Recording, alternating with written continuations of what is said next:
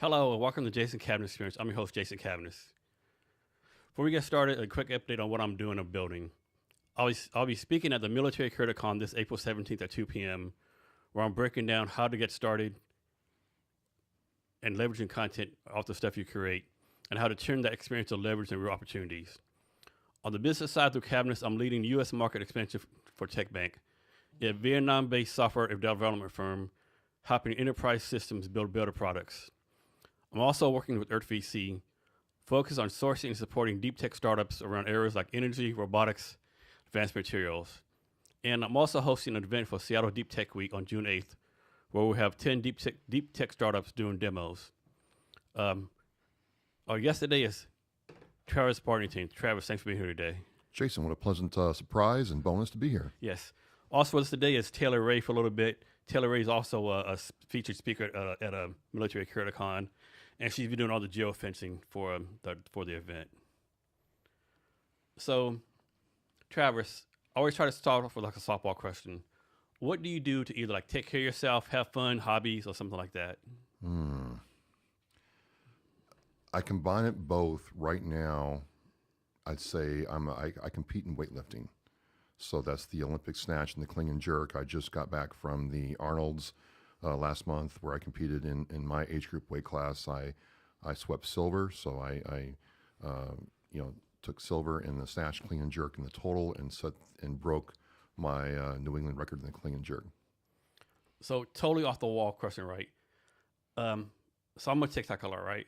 So there's a guy on TikTok. His name is Analotti something, whatever. Okay. And what he does, he pretends he's a cleaner, right? And he goes around. I've seen that guy, yeah. That dude is so fucking strong. And I look at people's face like, you can't build. He like lifts stuff with one hand and stuff. Right. And man, and he takes his clothes off like he's so ripped, right? Well, I am not ripped, but I am strong. Yeah. How long you been doing this? For a long time. I started when I was in high school, and then took a little break when I was in the Marine Corps, and then the real backstory is about 4.5 years ago, I ruptured my quadricep tendon. It was an old Marine Corps injury that came due, and a lot of PT people and surgeons were like, I don't think you're going to be able to compete again. It's a severe, catastrophic injury. You can't walk when you have that happen. And I guess as the Marine Corps in me, I said, yeah, right. And we started working on it, and my PT and surgeon and coaches got together and figured out a plan. And so it was really a really cool moment to go to a national meet last month and take silver. Doesn't it like really wear and tear your limbs and like your tendons and joints and stuff?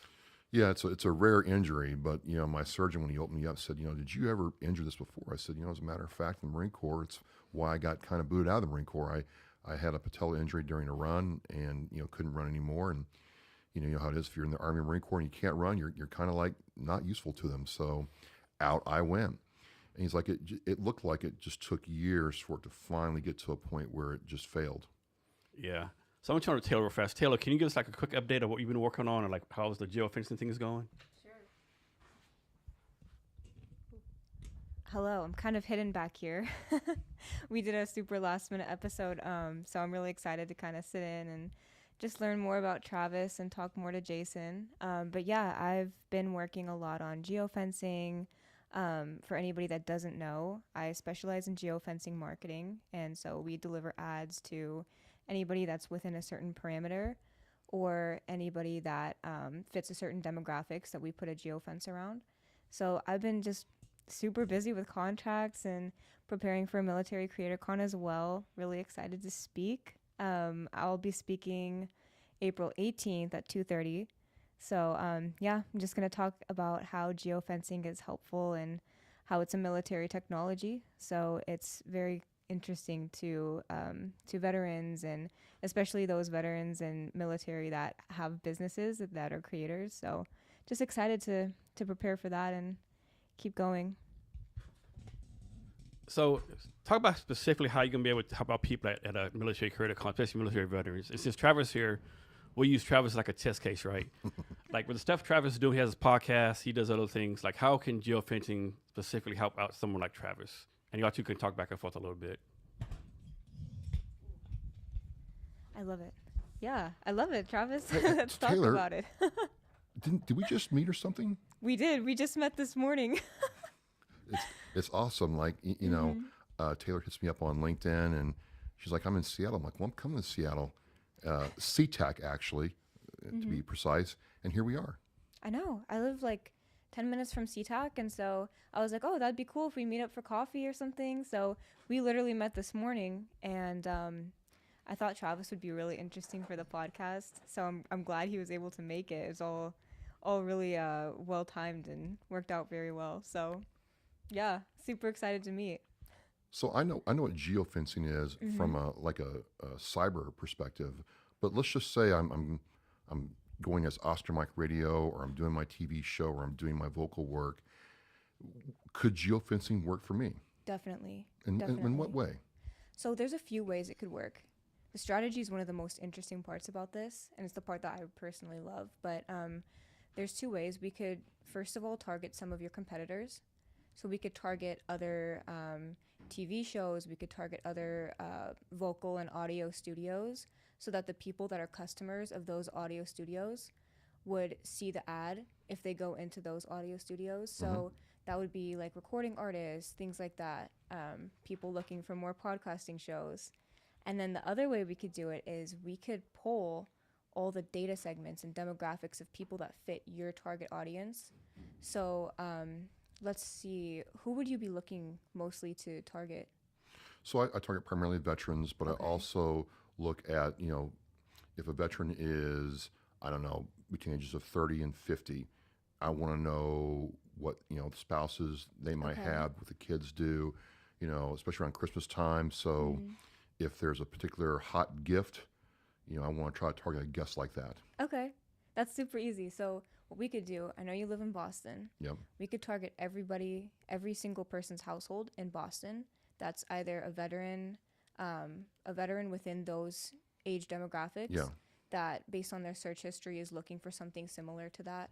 And so we can actually scrub all the households of the people that fit that demographic, and we can send a geofence to each of those households.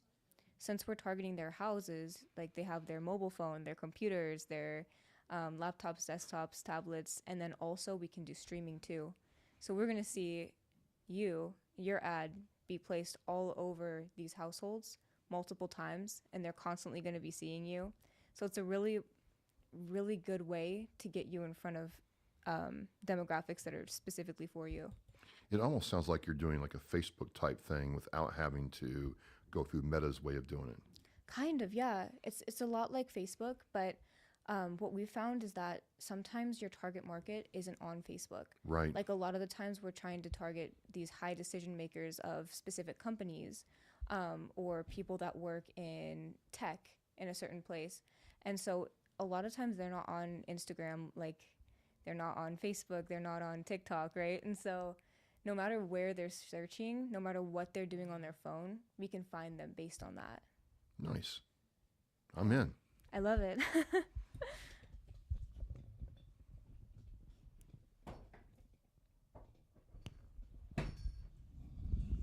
Also, want to give a shout out to Taylor. She's like my first official sponsor for the Deep Tech Week. We're still figuring out how much money she's going to give up, though. So, Travis, talk a little bit about what you're doing right now. You're crocheting something for the MCC? I am. You're right. So Mara's like, hey, I need items for the raffle. I'm like, I'm working on this camo blanket. And I said, I'll make it for you. I'm almost done with it. I'm on the final third of it. So I figured, I got some time during the panels. I'll bring it and work on it. So it's a really funny story how I got into doing this. Yeah, I was asking, how does like a big buff Marine weightlifting 10,000 pounds, like doing some crocheting? So when I first started Oscar Mike Radio back in 2016, one of the first people that reached out to help for me was a woman by the name of Jill from Georgia, and she made blankets for veterans and the VA system down there, and she needed yarn. And she reached out to a friend of hers who reached out to me saying, hey, can you help her out? I'm like, I don't know anything about yarn, crochet, or anything. Like, what is this? I mean, if it's motorcycles or cigars or bows or firearms, great. I got you, but crochet? So I found this group of women who do Project Linus. And Project Linus is all over the United States and worldwide, actually, and they make blankets for kids with cancer. And Linus had his blanket. And I don't know about you, every now and then I get out my Marine Corps poncho liner, and that's my blankie, right? So I'm like, okay, I got motivated. I went there and asked them. I said, hey, can you give me like some yarn scraps or yarn you don't use anymore? And they're like, yeah, we'll give you the yarn, but typical New England women, we're going to give you the yarn, but you've got to learn how to crochet. Nothing's free in New England. Nothing is free at all. And the thing was, they wanted to watch this big Marine with these big, huge mitts work a crochet hook so they could laugh at me. Once they laughed at me, then I got the yarn. But I'm doing this and I'm trying to like get the hook in the thing and feed it out. And I'm like, I am not going to let a piece of string and a crochet hook beat me. Screw that. I'm gonna conquer this thing. And I just stuck with it. And then like 6 months later, I started being able to do these things. And now someone's like, hey, I got this fundraiser coming up. Can you make a blanket, or do you have a blanket you can donate for this? I'm like, sure, here you go. So I'm doing a blanket right now. I did one for the town of Abington that we're raising money for a mobility van for veterans. And I hosted that blanket at Yaz's table in Abington, and it's raised a lot of money. And so I don't know why I do it. I can't really tell you a specific reason why I keep doing it, but I just do it. People like the blankets, and so here we are. So, Travis, I think the saying goes, once a Marine, always a Marine, right? Yes. What does it mean, like, after all these years, like, still be like, I'm a U.S. Marine? What does that mean? Talk about that culture they all have. It's just never going to go away. There's just some things that I do because I am a Marine. There's been times in my life, both personally, professionally, where, I'm getting my tail kicked because, life just happens to reach up and smack me like with my injury. And all I have is that Marine mindset that no matter what the objective is, I'm going to overcome it. I don't care how painful it is. I don't care how long it takes. I'm not going to quit. I'm never going to stop, and I'm not going to stop until I win. And Marines, aren't they, like, they're part of the Navy, sort of, kind of. But isn't the Marines, like, it's his own separate thing? Isn't the Marines, like, part of, like, the smallest service thing? Like, maybe 200,000 people in the Marines? We are the smallest branch. We're the smallest branch. And so we are, technically, we are naval infantry. But we are part of the Navy, and if you're a Navy guy, good luck trying to tell a Marine what to do. Right. Well, they're our Uber.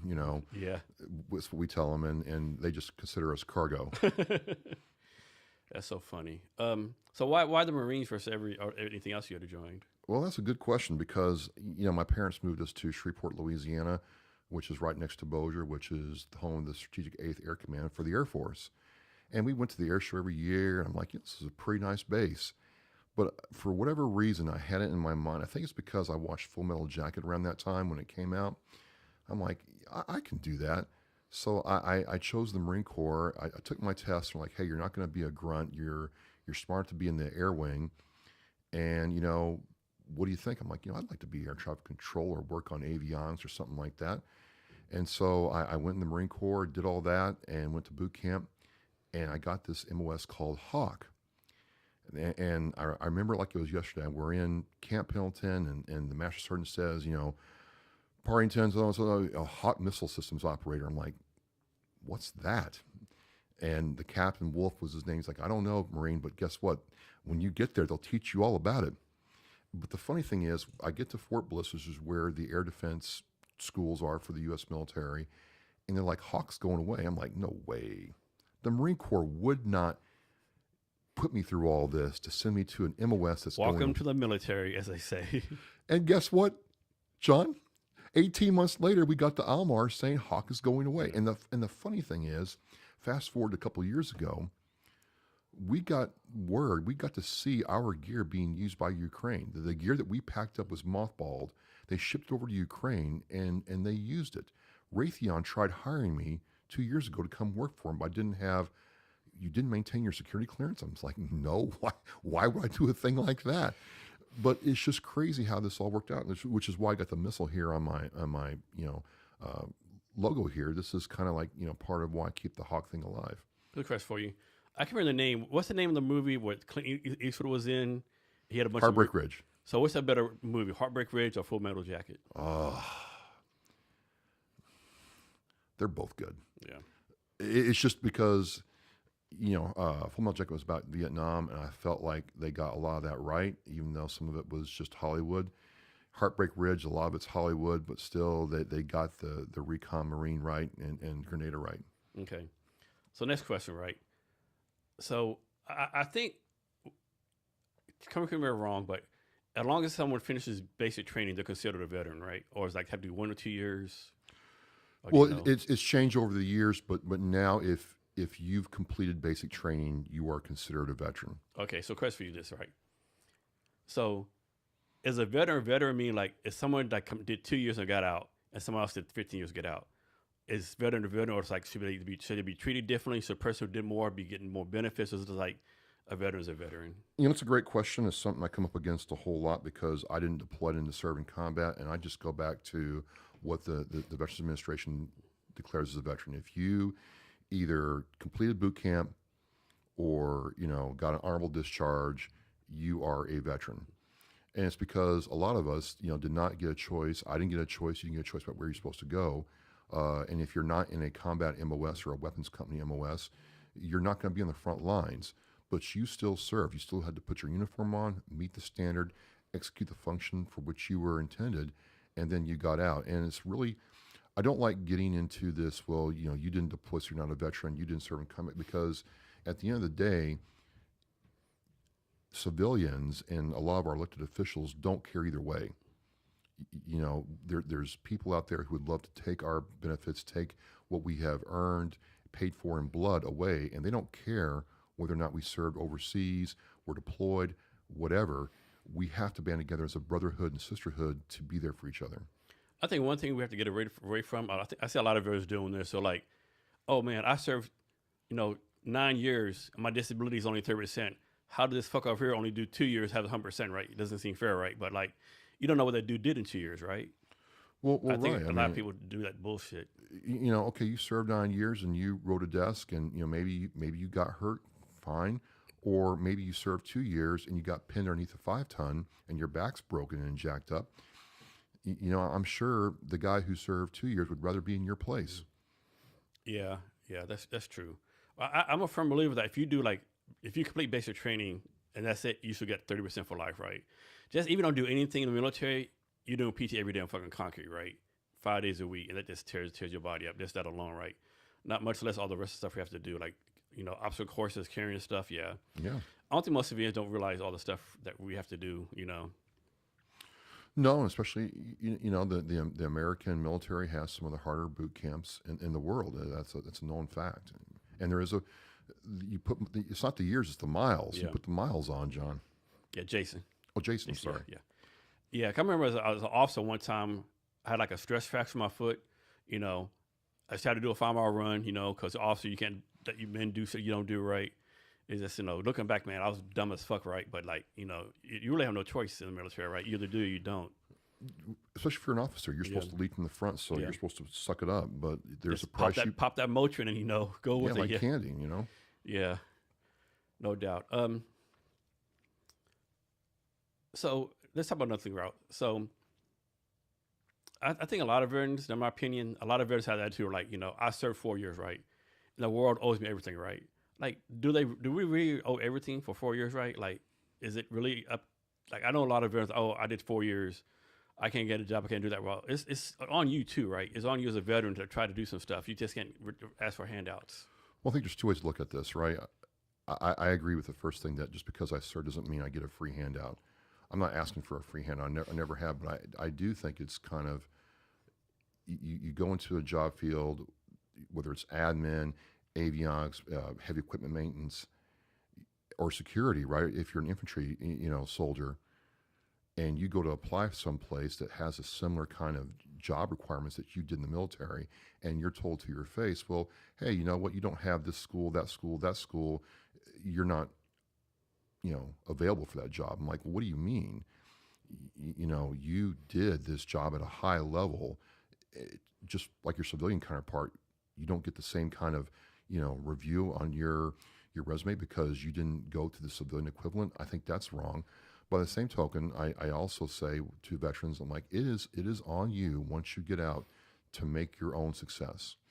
And the cool thing is, versus when you and I serve versus now, is like in the Army, there's a Soldier for Life program.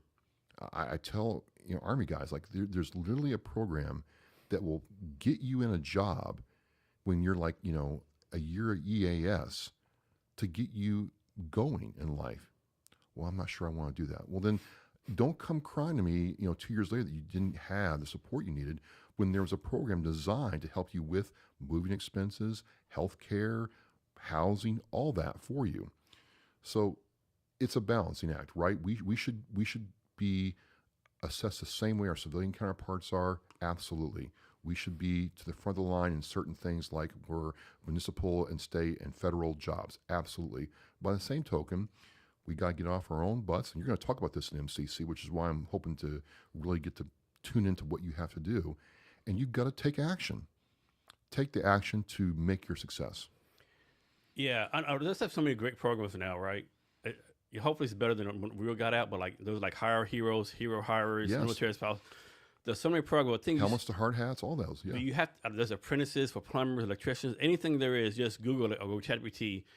I'm getting out of the army, a military in a year. I want to do blank, and that's all these resources. But you have to put in the work, right? You have to make You have an to effort. put in the reps. There's no, you can't cheat the grind.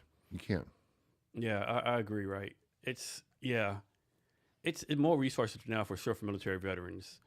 Another theory I have, and I'm sure, probably most people disagree with me, right? So we have all these like these veterans that get in trouble right out of the military, right? They're whatever the transition problem is, they're homeless or they're in jail, whatever the problem is. My theory is, I'll probably get blasted for this. My theory is like all these people getting in trouble after the military, or the same way in the military, right? Like in the military, they'll get in chapter, get Arc 15s, and they were never able to like transition to life either in the military or after the military.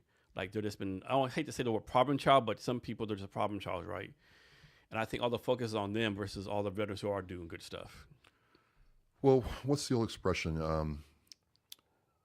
80%, 20% of the people cause you 80% of the problems. Yeah. So that's true anywhere. The military is not a cure-all for the person. The person has to make their own choice to live their life and conduct themselves a certain way.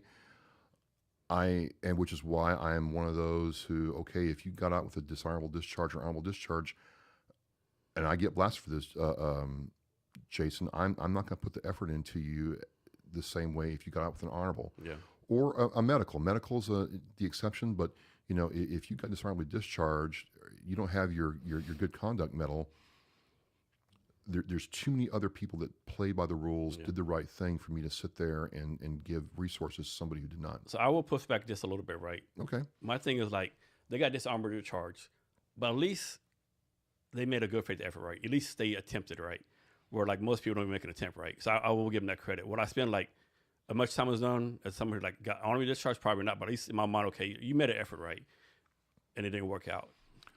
Well, if you got dishonorably discharged and owned it, yep, I was a screw up in the battalion. I didn't take life seriously. I got out and realized I need to make change. And here, yep, I was a screw up, and this is where I'm at. I'm gonna give you a second listen for sure. Yeah. Absolutely.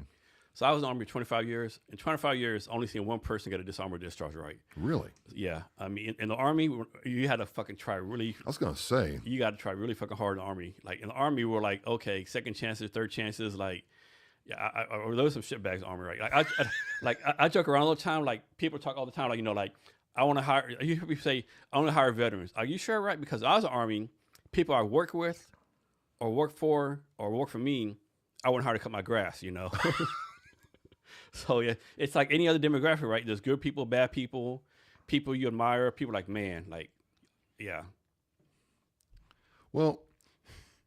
I love hiring and working with veterans. I work with a lot of them, and there's that camaraderie that we all have, whether we're Army, Navy, Air Force, whatever.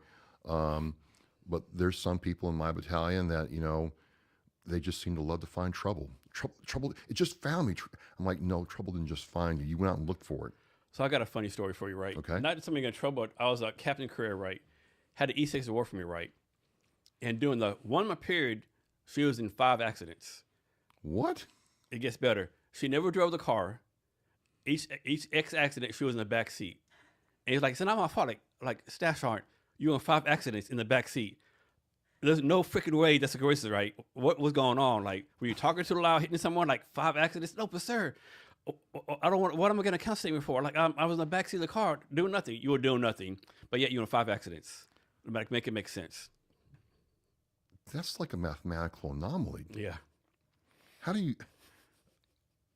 It's first time for everything. Yeah, it was. Yeah, like we're trying to figure that shit out, right? And everyone in the car was like, "No, she didn't do anything. She just like talking politely, nothing crazy going on." Like it's just yeah, it made no sense at all. So let's talk about this. A lot of times we talk about veterans and we only talk about military people, but sometimes veterans actually catch off like military dependents, military spouses. Sure. People don't know like military spouses. They're actually the most unemployed demographic in the United States. Yeah. Which is like insane, right? Like my wife, she has a degree in criminology, right? Never worked at most military spouses, they do 10, 20 years with their husband, they get out, nothing on their resume, and they try to get a job, and they're like, hey, what have you been doing for the last 20 years, right? A perfect example, I was stationed in Italy. It was so bad in Italy. Of course, I had like the visa issues, no work permits or whatever. But for you who don't know, in the Army, there's a thing called a commissary, like the grocery store, right? And so at the commissary in Vicenza, Italy, the baggers were all military spouses, and all the military spouses have master's degrees. Really? Like how fucking insane is that, right? Yeah. And that's like pretty much everywhere, right? Well, it's certainly. And I know Military Colonel has like several great speakers and panels speaking about military spouse employment. Absolutely. It's a very underappreciated role in the military. And, I don't know about you, but I joined the Marine Corps and I had, a couple of senior officers and master gunnery sergeants who were like, hey, Marine, your wife's not part of your CBAG issue. They were the school that, what, this is not our problem. And that's changed. But as I've learned throughout time, you can't sit there and diminish the value a spouse has, especially a wife, in making sure the other part of the unit is fine. If that young wife for that E2 the E5 or that O1 to O2 is not getting the support she needs, it makes the other job a lot harder for that Marine, that soldier doing that job. So if there's support there, if there is, programs and employment there, it's a better experience for everybody. Yes, I belong to this Facebook group. I never post on there. I just like go in there sometime. I think it's called JBLM something, whatever. And it's like kind of sad stuff people post on, like wives be like, or spouses are say, my spouse has been deployed to Korea for a year. I have no one here. All this sad stuff, right? Like I can't find a job. Like, man, like it's like, man, I'm like, man, they still have the same issues after all these years. Spouses like having time to adjust. Like one spouse, me and my husband, he's a PFC. We got married 2 months ago. We moved here from like Kentucky, first time out of the state. I'm here at JBLM. And they tell me my husband has to leave for 6 months. I didn't know that. I would have stayed at home. No one's here. It's like you heard these sad stories. And the thing like FRGs and military groups are supposed to take care of everyone, but man, like they don't have time, right? Because everyone has they have their own stuff to deal with. Well, so let me ask you this, Jason. I mean, there was a time in the Marine Corps where if you were an E4 below or an O1, you had to get permission to get married. Do you think we should bring that back? No, I don't. Yeah, I mean, But that would solve a lot of these problems, though. It would. The bigger problem is this. I had this happen several times in the military. Hey, sir, just let you know, PFC John got married yesterday. Who you married? This lady named Chandelier at the so-and-so strip club. That would happen all the time. And 3 months later, of course, they get a divorce, right? Well, yeah. I mean, for that, yes. She used to be able to say no for that, yeah. But something like hometown love, probably not. Probably not? I don't know. What do you think, Taylor? Is love real that we should allow these guys to get married? I feel like, yeah, because at the end of the day, like, it's America. So you still have to have that level of freedom and, like, you have to be able to follow your passions, follow your dreams. So I think so, yeah. Ooh. But also, I didn't realize there were issues like that. All the time. All the time. That's funny. Goddamn Chandelier. I think it was Chandelier or some other name like that. She like married like four of my soldiers like in a year period. I was damn. I never want to meet Chandelier. I don't want to be the number 5. And let me guess. None of these soldiers listen to you, Jason. Oh no, of course not. They didn't listen to anybody. I was in love. Love's not real, dude. No.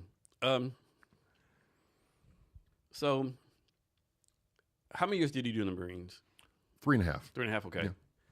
And like in my mind, it's like Army has a lot of cool stuff. There's Rangers, stuff like that. The Air Force, I don't really know how their military unit. There's like flyby boys. You got the Navy. Doing like a year, like 6 months on a boat, hot bedding. With like one bed of 3 people. Right. Of course, I'm making all this up, kind of, sort of, as a joke. But like the Marines have this stereotype of like being like rough and tough, like the real military, right? Is it really like this? Are y'all really like gung ho tough, like ready to kill people in a minute, or like is that just a stereotype in a minute? Well, I mean, it's different because I was in the air wing, and they considered us hawkers, half air wing, half grunt. But you know, when you're sitting out there and it's 121 degrees, and you're drinking 4 gallons of water in an hour to stay alive, and you got to go inside the control van, and there's we took targets from Yuma, Luke Air Force Base, sometimes Miramar. We're trying to kill those guys. We understand that if we do not engage the enemy aircraft and take it down, it's going to either kill us or kill the objective behind it. So we took it pretty seriously, and then we humped. We did small weapons exercises. I had my 240 that we took out in the field. We did all that stuff. So today, would you recommend someone join the Marines?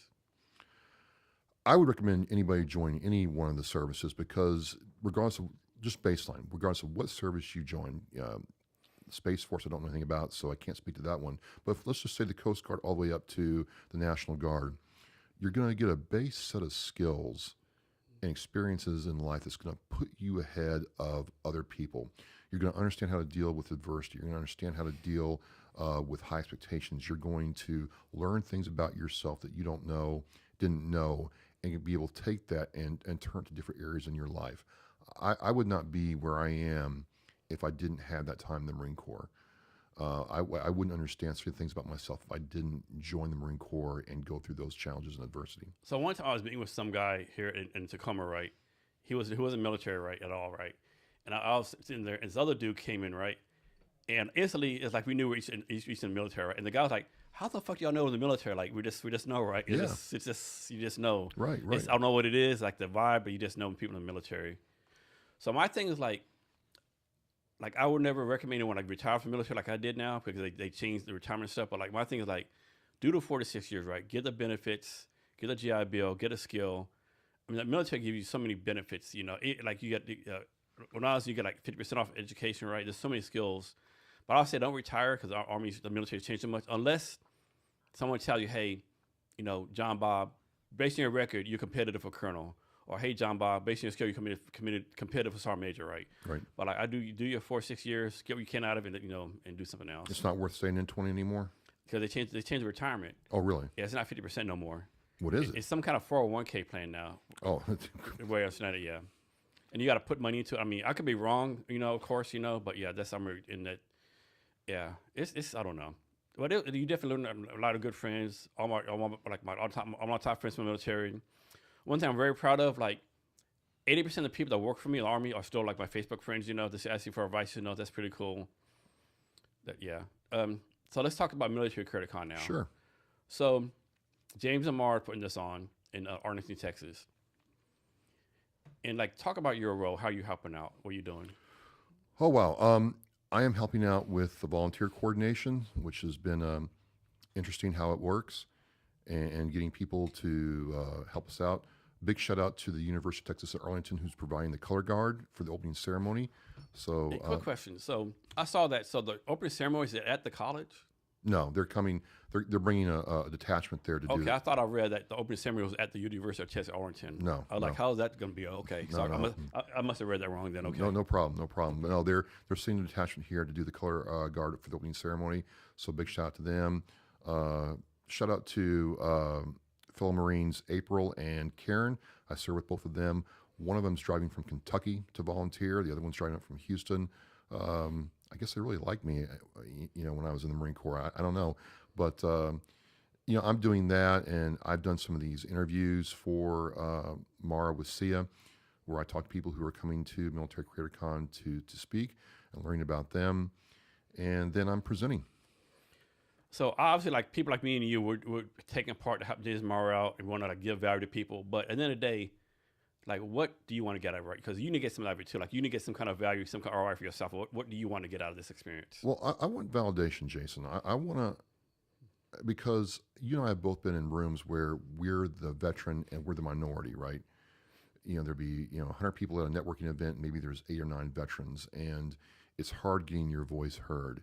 And I've always been interested to see what happens when there is an ecosystem or a place where it's specifically veteran focused, and you and I can get our platform heard on a much wider scale, what happens. So I'm not saying I'm looking for something like right now in a couple of weeks when I do this, but I want to see what the downstream effects are for you, for Taylor, for me, and for people who participate, because I'm thinking in like 4 to 7 years from now what's going to happen because I was at this one. So let's suppose there's a veteran out there, right? They don't know nothing about this. They listen to podcasts and decide, let me go here. They're not creators. They're veteran, been out 4 or 5 years. What should Military Creator Con do for this veteran? Like, what should this veteran with no connections to any of us expect from this conference? We should welcome them. I mean, hey, I'm Travis. I do Oscar Mike Radio. I do a TV show. I do vocal work. Why are you here? Well, I'm Joe veteran. I didn't know much about it, but look cool. Well, hey, I'm happy that you're here. Do you have any interest? Well, yeah, I like music. I like pottery. I do marketing for my real job. Well, I know these people who are in that space. Like, let me introduce you to Taylor, who I met in Seattle, and talk about geofencing. They should feel connected to the process, even though they're not part of the process. So next question, how about someone who has no connection to military at all? Like some Joe Civilian, like someone invites them, they have nothing, they don't know anything about the military. They don't know what a general is, a private is. They have no idea right at all. And they decide to come for some reason. What should we provide for them? Well, first of all, that's a fantastic question. I think that's a question that we as veterans, Jason, need to ask more and more. Because some of my biggest advocates and my biggest supporters of me as a veteran and in Oscar Mike Radio and in the media work I do have been civilians. So and civilians are the ones that vote. So they're going to decide how our tax money is spent. So if we have a civilian that bought the ticket, and the ticket's not cheap, as you and I both know, and they want to come, I want to find out, one, why they're there, who they're looking to meet, what drew them to this community, and how can I serve them. I'm not looking for them to necessarily serve me, but if they're there, if they took all this on, how can we serve them so they can help serve us? So from a point of view, how can the people helping to put on Military Creator Con, you, me, James Marr, everyone else, how can we provide the best possible user experience for everyone paying tickets? Well, again, it's when they show up and they come in the room and they talk to us, I don't want them to feel like they're less than because they didn't serve. So first and foremost, they got to feel welcomed. Then we got to find out, hey, why are you there? I like when Taylor first reached out to me, I'm like, well, why are you doing this, Taylor? What do you have to, of all the things you could do, why are you flying to the Dallas-Fort Worth area to come, talk with us? So I want to find out why they're there. And then three, excuse me, I want to know what they do. And then again, how can we help them? How can they help us? So you kind of answered this already, but like the conference ends like I think the 18th at the end of the cigar whiskey night. I think it ends like 1 a.m. So let's suppose it's like you wake up in the morning on that Sunday the 19th. What needs to happen through the conference for you to say, you know what, this was a successful conference for me, Travis Partington? I get to meet more people. I get to understand how my message is received by a wider audience, not only a wider audience, but an audience that plays in this space. So is the work I'm doing in TV respected? Do people find value in that? And so to go back a little bit, with the podcast, with other things I do, I'm not really worried about having millions of people like what I do, even though that'd be nice. I'm looking to interact with one person at a time. So I'm hoping to connect with at least one person who found value in what I do. Conversely, I'm interested in connecting with one person who I'm like, wow, I met that one person at MCC and they changed my perspective, they changed my life, and I wouldn't have met them if I hadn't gone to MCC. So now my perspective is blown up, my mind shift has happened. Now I want to come back to see if that happens again the next year and the next year. So it's kind of funny, right? So another guy coming from Seattle, Barry Gibson, retired Navy guy, he's going to talk about Facebook monetization. He's on a social media channel. So I asked him, like, we were smoking cigars one day. I just asked, so Barry, what's your goal for the MCC? He looked me in my eye. First of all, not to bomb my presentation. I thought it was so funny, right? And it's true. Like we gotta fucking kill our presentation, right?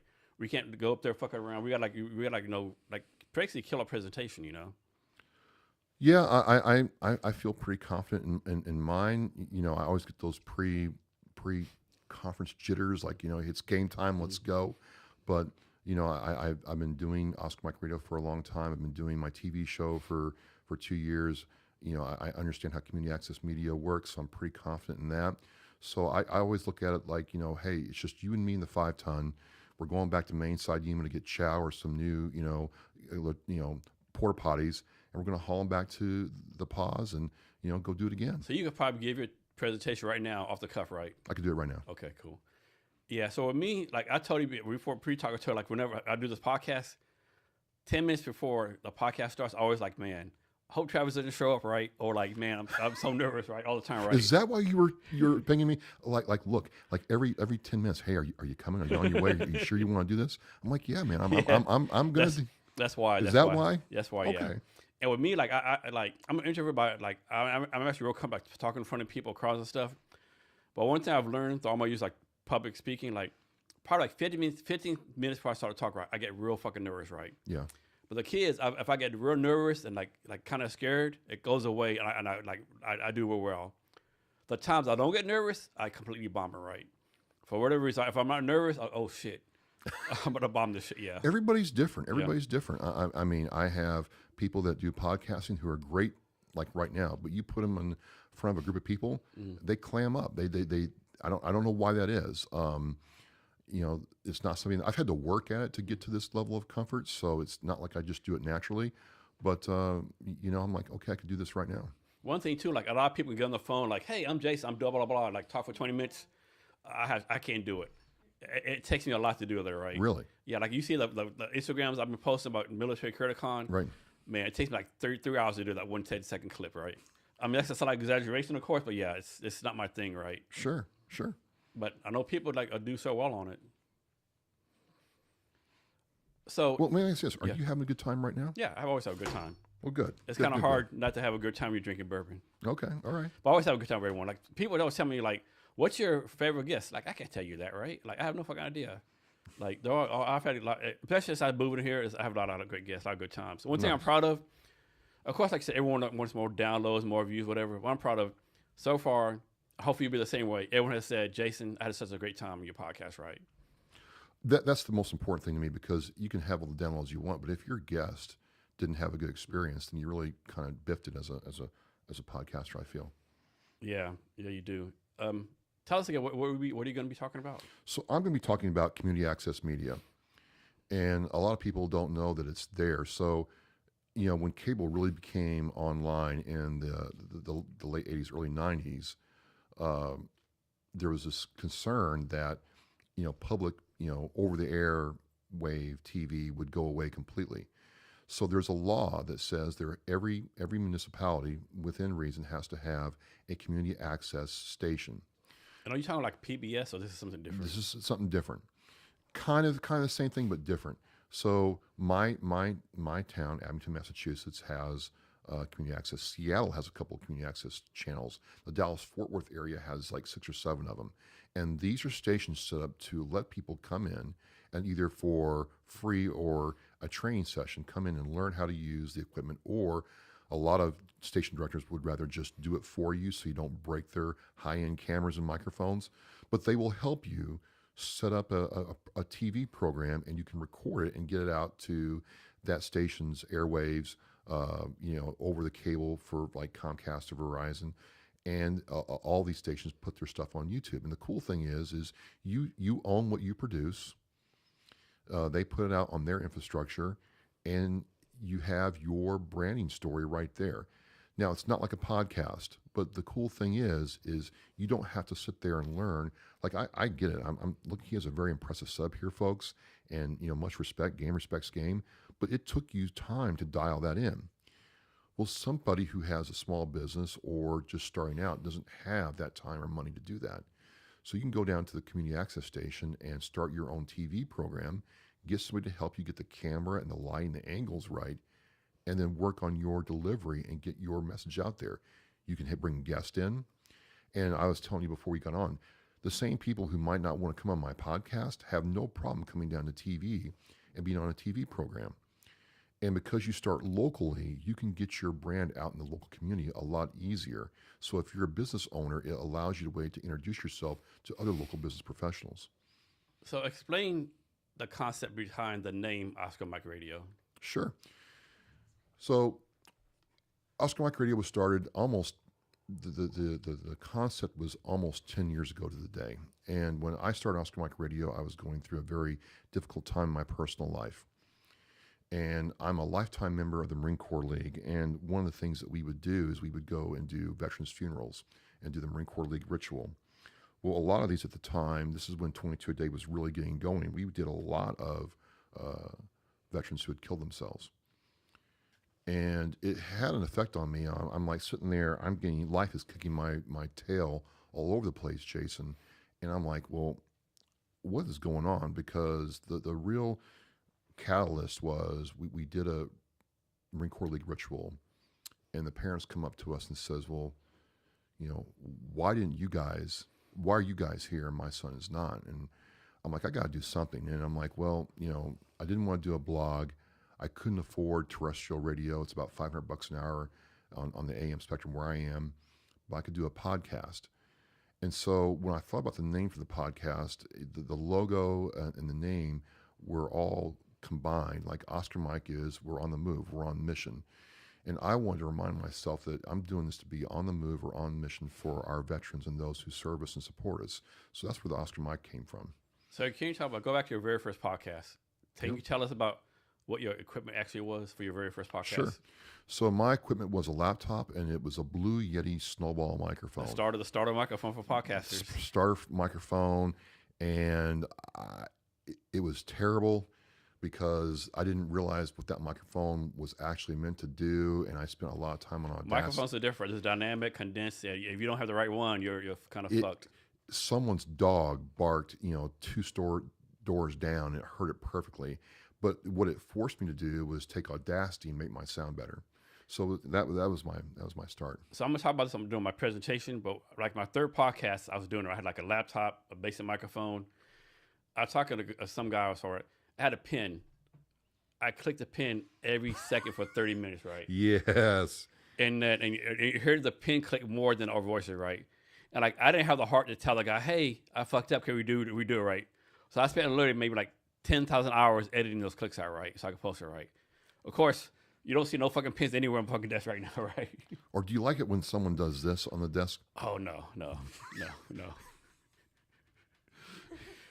Yeah, but it's a lot of good stories, right? And the thing like people say I have good equipment. The thing is I have like maybe $10,000 worth of equipment here, like Cameras 2000, different things. But like that's over a course like 6, 7, 8 years, right? You gotta. If you're doing a podcast, please do not buy $2,000 cameras, $500 microphones. Do the podcast right. Like on my speech, my presentation, I'm talking about like I've actually helped 33 people start podcasts. None of them are still doing it right. I even did a thing the last 4. I said, hey, the first 29 I helped, they didn't go past episode 10. I'm gonna charge you $500. If you get to episode 10, I give you your money back. Those 4, I was able to keep the money. Like no one gets past episode 10 for some reason. Yeah, it's a real thing. Podfade's a real thing. So there's 5 million podcasts on Apple. Yours and mine are in the top 10 percentile because we're consistent. And so I got asked why. I said, well, because a lot of people start podcasts for the wrong reasons, or 1, and then 2, like yours and mine, we have identified our purpose. Your podcast, your show is purpose driven right from the get-go. So is mine. That's where we have commonality, right? And if you have not identified your purpose, you're gonna fade. Also say this, like, don't start a podcast. Like, don't do this. Don't Google top 10 podcast ideas and pick one of those and do it. Like, suppose like one of the top 10 is like making shot glasses, but you know nothing about shot glasses, right? And people do it, right? Yeah, they pick the top 10. They do, and they're done, right? And another thing too, like, don't do the interview podcast and like have a guest and you talk 90% of the time and the guest only 10%, right? That's not an interview podcast, right? Just do it on your own, right? Right. And too many people like want value right off the way, right? We're all not Joe Rogan, right? Too many people, oh, I started a podcast for my Joe Rogan money. People forget, like, Joe Rogan was motherfucking Joe Rogan before he started a podcast, right? He was like UFC, commentator, Fear Factor, right? Even with all that, it took him 8 years before he like figured that shit out, right? For sure, for sure. It takes time, and if you're chasing Joe Rogan numbers, you're never going to really enjoy the craft. No, and you got to keep in mind, like there's those stats like there's like 5 million podcasts, 3 million, but one thing's consistent. Everything says only 10 to 50% of us are still like active making podcasts, like at least, and actually it's like once a month, right? So how many of us are actually doing podcasts once a week, right? Has been even fucking lower. Well, I do mine once a week. I've done it for over 9.5 years now. I'm like 16 shows away from number 500, and it's still fun for me. It's still fun for me. I still enjoy it. I still there's something I'm working on right now for a veteran in Vermont that's really near and dear to me. But it's also experiences like this. Like, how cool was it that Taylor reached out to me on LinkedIn, like, "Hey, what's up?" And I'm like, "Oh, Taylor's from Seattle." Then, she's like, "Hey, I know Jason too." And somehow, some way, we three fit, all three of us, Yeah. in one day. It's really, you can't get that anywhere else. The thing with podcasts, like people have this expectation. I do a podcast today, tomorrow, Travis is gonna be my customer, right? No, it doesn't work like that. I can't tell you. Once a month, I get an email from someone. "Hey, Jason, remember the podcast we did 2 years ago? Well, I just signed $1 million deal because of it, right? Thank you." Like, Well, thank you. Did they give you a little, like, a gift card or something, Jason? they do sometimes. Okay, They do I know I sometimes. would. Yeah, they do sometimes. Yeah, but I mean, yeah, you have to be Now, patient, now, right? for real folks, if somebody signs me to some like book deal or narration deal because of this show, I will definitely kick in something to Jason and Taylor. She gets the finder's fee too. I mean, we all win. Yeah, I think you got to be patient. Opportunity's not going to happen right now. You got to No, think the no. long game, right? Like sometimes I try to do, I get sponsors sometimes, and people are like, "Well, when can I expect an ROI? I want something like within 2 days." Like, motherfucker, you're not getting a fucking customer, like $1,000 customer in 2 days, right? No. It takes time, right? But a podcast is definitely a lot of fun, right? A lot of opportunities, a lot of different people you meet, yeah. So you've done like over 450 episodes. I have, yes. Have you been consistent? Like, it's once a week for the last 9 years? You take any If breaks you or look, anything? if you look at it, even when I was hurt, it was once a week for the last 9.5 years.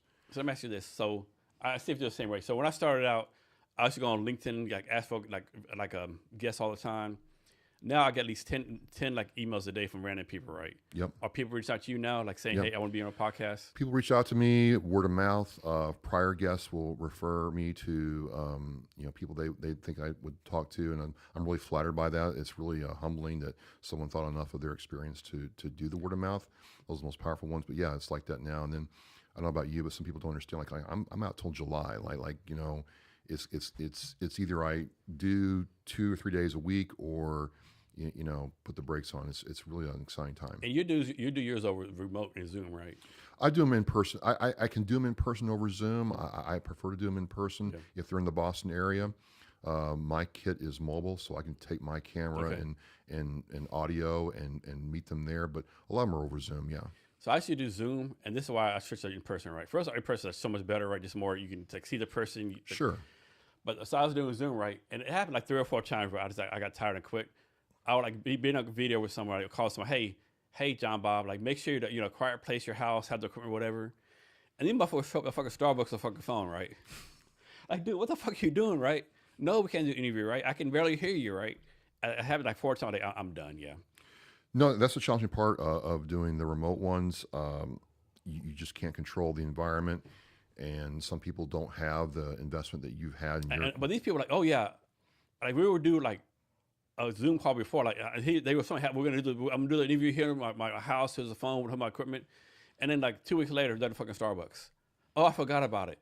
Like, what the fuck, dude? Yeah, that happens, and it's either have a situation like this, which is very nice, or adjust accordingly. And sometimes, it's just like, hey, we can't do this show. It's just not going to be a good outcome. Yeah. And you have the power to do that. Yeah. So why do you focus on human story of veterans versus anything else you could talk about? Well, I've done historical veteran stories. When I do Black History Month, I talk about this history around that. I'll talk about, sometimes when a plane or sometimes aspects of my job. But to me, we serve in for the same country, same flag, 4 or 5 different branches, but everybody's story is different. Everybody has a different origin story. Everybody has a different transition story. And it's so interesting to me that someone serves in the military, maybe got out as an E2 or E4, E5 or an O1 or O2, but go on to, create a business, create a legacy that how they do that and why they do that. And then there's some of our veterans, as you know, Jason, who have overcome insurmountable odds. Aaron Hale, who is the EOD guy who, got hit with an EOD blast and is blind and deaf, but now has his, confection business and other businesses that he's a part of. It's an amazing story. And so I want to capture what those stories are. So back to employment real fast, right? Sure. So a lot of people in the military, at least when I was young, they had the attitude like, I'm a sergeant major, I'm a colonel, I'm such and such a rank. I should be VP of HR at Microsoft. I should be director of something, so right? And it doesn't work like, it was crazy. Like, so we're going like, I thought it was called back when I was going through it. It wasn't social life or something else, right? Like, so one negative thing about the military, at least the Army, it's the same program for everyone. Like, so I'm in the program with a colonel who's just retired to do nothing with his life, an E4 who needs one to go to college. Me, I trying to, there's one size fit all, which doesn't, right? But, so there's all these high ranking people trying to find a job, no one can find anything. This E4, you're like, hey, good news. He got a job as a director of technology at a pretty big corporation, right? And people are like, looking like, how the fuck did E4 get this right? They didn't know that E4 had a fucking master's degree in computer science, 6 years experience before he joined the military, right? He joined the military to pay off all his college loans. And like, well, how does E4 get a job like that? But he didn't say, I'm specialist John Bob. I'm like, he just broke down his experience, right? And like, it was such a cool story. And you see all these colonels telling me like, how the fuck you get a job? I can get shit. What the fuck's wrong? What the fuck's wrong with this program? So I've had a couple officers get really honest with me, and sometimes officers don't want to do that because they're officers. But a couple of them told me it was a really hard adjustment when they realized that just because they're an 05 or a lieutenant colonel that they didn't have an army of people to do stuff for them. And oh, that was so hard for me, guy. I'm used to being a major Army, like, hey, Sergeant, do this PowerPoint for me, or create this for me, create that. My first job, like, ain't no shit like that, right? You gotta. And that was a big struggle for me. I ain't gonna lie, big struggle for me. It was a big adjustment for them, and they had to, understand that. Oh wow, that they had a couple of E4s who had gotten out, and like this guy knew more about how the business worked and about how the business world worked than I did, and so it's a challenge for everybody. So, what do you think civilians need to understand more about veterans, or what do they misunderstand about us? Well, I think the first thing, what you see in the movies isn't exactly what you see when we're sitting in front of you. I think, again, we're not looking for, the majority of us, I'm not saying all of us, are not looking for necessarily a handout. We just want a fair shake or a hand up. We want you to get to know us and help us translate our military experience into something that can work for you. Also, it's a double-edged sword, but yes, some veterans have PTSD. Yes, some veterans are dealing with their mental health, but that doesn't make us broken. So I don't want you to think of us as broken, damaged toys that should be, discarded or pushed away, but just understand that, we are trying to have our lives the way anybody else is. I know a lot of military veterans, they were like, hey, all these companies say they're going to hire veterans, but how can't get hired? Well, first of all, let's suppose Starbucks says, well, first of all, most companies like Starbucks, Amazon, they'll say, we're going to hire 20,000 veterans in the next 5 years, right? Most don't, right? I'll give Starbucks credit. Starbucks only one who says, we say we're going to hire 20,000 veterans, we want to hire 3,000. We didn't because of these reasons, right? We're trying to get better, right? Most companies like Amazon or whatever, we'll hire 20,000 veterans, but they will send nothing else, right? But even though a company, Microsoft or Boeing or whatever the case may be, I'm saying Seattle companies, they say they're going to hire X amount of veterans, you still have to be qualified for the job, right? It's not a nonprofit, right? They're going to hire Specialist John Bob or Colonel Joe Blow for the goodness of heart, right? They want the PR from it, they want all the good part, but like, if they're hiring for like a software engineer and you don't know how to turn on a computer, you're not going to get hired, right? It's not a nonprofit. Well, I mean, and you're right. And I tell veterans like, okay, you don't meet the qualifications, but they have this, They have training for you. Apprenticeship program. Yeah. Well, I don't want to step down. I'm like, Microsoft has a good one here. Well, okay. Sometimes you got to take a step back and regroup before you can, go forward and accomplish the objective. You got to be willing to be coached and trained a little bit. So I hear what you're saying, and sometimes again, it's on the veteran to look at what's available and then put themselves in position to do well. This is another mistake I think a lot of military veterans make.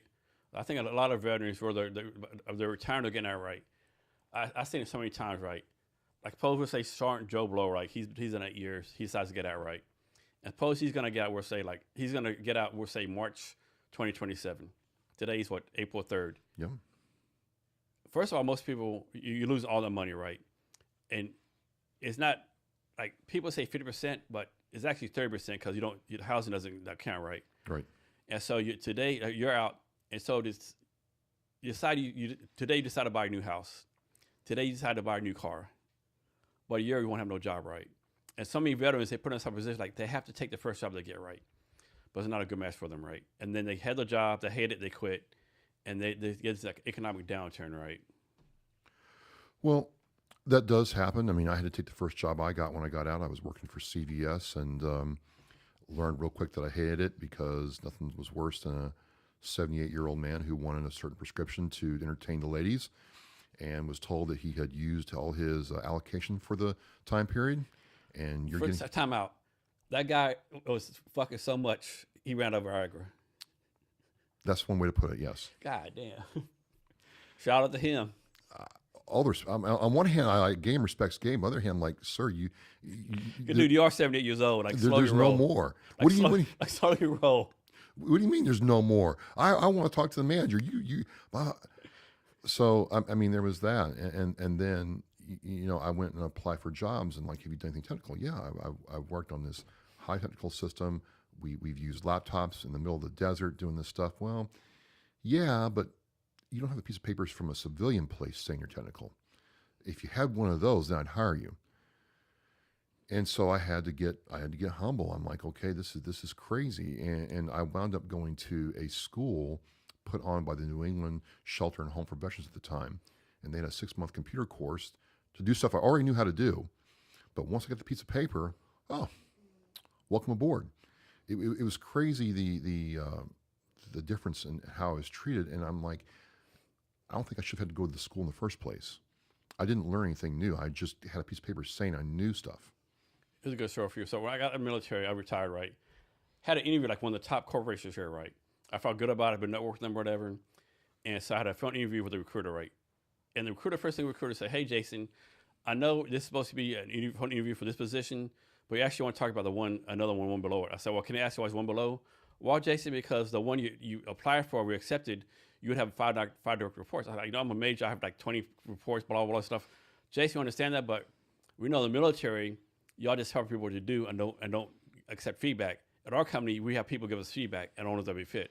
Like, this ain't gonna be a match. Like, you have no idea what the fuck we do in the military, right? So I said, this is not a match, yeah.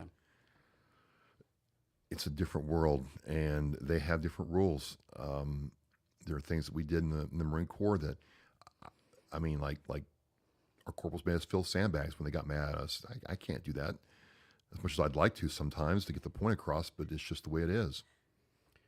Yeah, no doubt.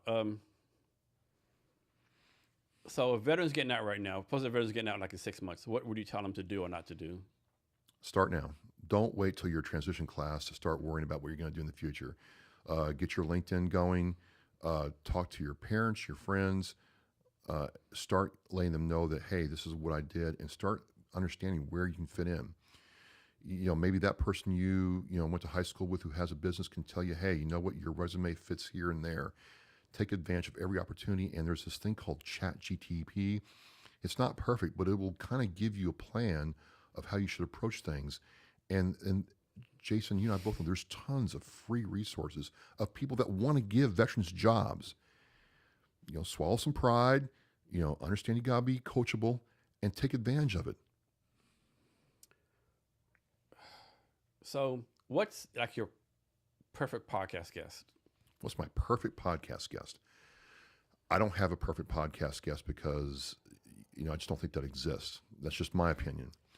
But I'm going to tell you what I love for the podcast experience from a guest. So the guest could be anybody, male, female, gay, lesbian, trans, I don't care. And they had something happen to them or they went through the military experience and they're able to talk to me very authentically and candidly about that experience. And they're able to get people to relate to what they went through. and people connect, and I connect with their experience, and it becomes something more than just a simple conversation. That's when it's like, yes, this was all worth it, and I'm having a great time. And how long are your podcasts? Typically anywhere from 45 minutes to an hour. Okay, so like you talk to a lot of different people, different subjects, but what's one podcast you had like you're like I kind of broke your heart, like man, like I've heard some sad stuff like this one, like really like, oh man, like I need to do something to help this person out.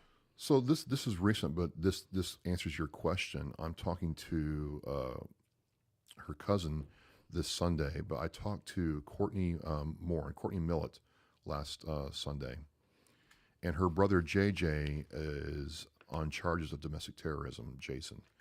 So what happened was he served in the National Guard, got out in 2010, 2015-ish, and has depression, PTSD issues. And in January, he's receiving VA care, so he's rated. And in January, he got his meds changed because they tuned the meds, I guess, for his depression. And he started going downhill and having suicidal ideations. And February 19th of this year, he called the 988 crisis line saying, hey, I want to kill myself and I want to hurt people. I'm not right. I need help.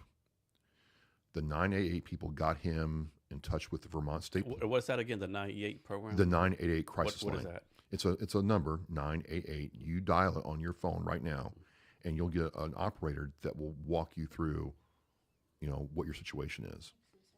It's for civilians and veterans. They have a veteran arm of that too. And that line got him connected to the Vermont State Police. They heard what he had to say. They said, hey, we want you to come down and turn yourself in. So JJ went to the Vermont State Police, turned himself in, surrendered his firearm, his pocket knife he had, and they took him back to VA care. 3 days later, the Vermont State Police was going to let him go. But instead, the Essex County, Vermont prosecutor said, we're going to charge him with domestic terrorism. But he didn't do nothing, though, right? In my mind, he said he's going to do it. Yes, but he did not do anything. He called for help. He asked for help. He got help. He's with his sister now. He did everything right. That sends us a wrong message. Well, this is what I'm saying. This is what his sister, his cousin works for the Department of Homeland Security and is professor at University of Albany, New York. It's like talking about how this sets a bad precedence. So this is a bad precedent. So I got asked to help out with this. I'm helping with this, but this breaks my heart that this 38-year-old veteran who was trying to get help is now looking at, and if you look at the law says if you get charged with this is a 20-year hitch. He'll be 58, 59 years old by the time he gets out of jail if this goes through. And so his lawyers are trying to get it dismissed outright, but the judge is allowing the charges to go forward. So now the family is like, look, what can we do to get people aware of this? This is in Vermont. This is in Vermont. Is Vermont like Texas? Is like Texas, Georgia, South, and all like pro-military? How about Vermont? Is that Vermont actually? Now they're kind of like Seattle is and progressive. Mm-hmm. But where Vermont differs is Vermont has a very deep love for their veterans and military. Okay. And so it's really weird. Derby, Vermont is like 4,500 people population, but the entire town is starting to come out for JJ. And it's really got me in the heartstrings because I'm like, this is a sister, an aunt, and a cousin who don't want their family member to be railroaded and go to jail, who are reaching out to people for help, trying to understand how the law works, asking for, they went to Senator Sanders in Vermont, and Bernie Sanders is like, hey, I'm not in the judicial branch, right? But you have our support. The VFW has come out for support, but to me, this shouldn't have happened. This should have been like a happy story of somebody who was going to kill themselves, said, I want to kill myself. And he did the right thing. So called the number. The state police didn't send the SWAT team there. They got him to come in very quietly, de-escalate the situation, got him to turn over everything.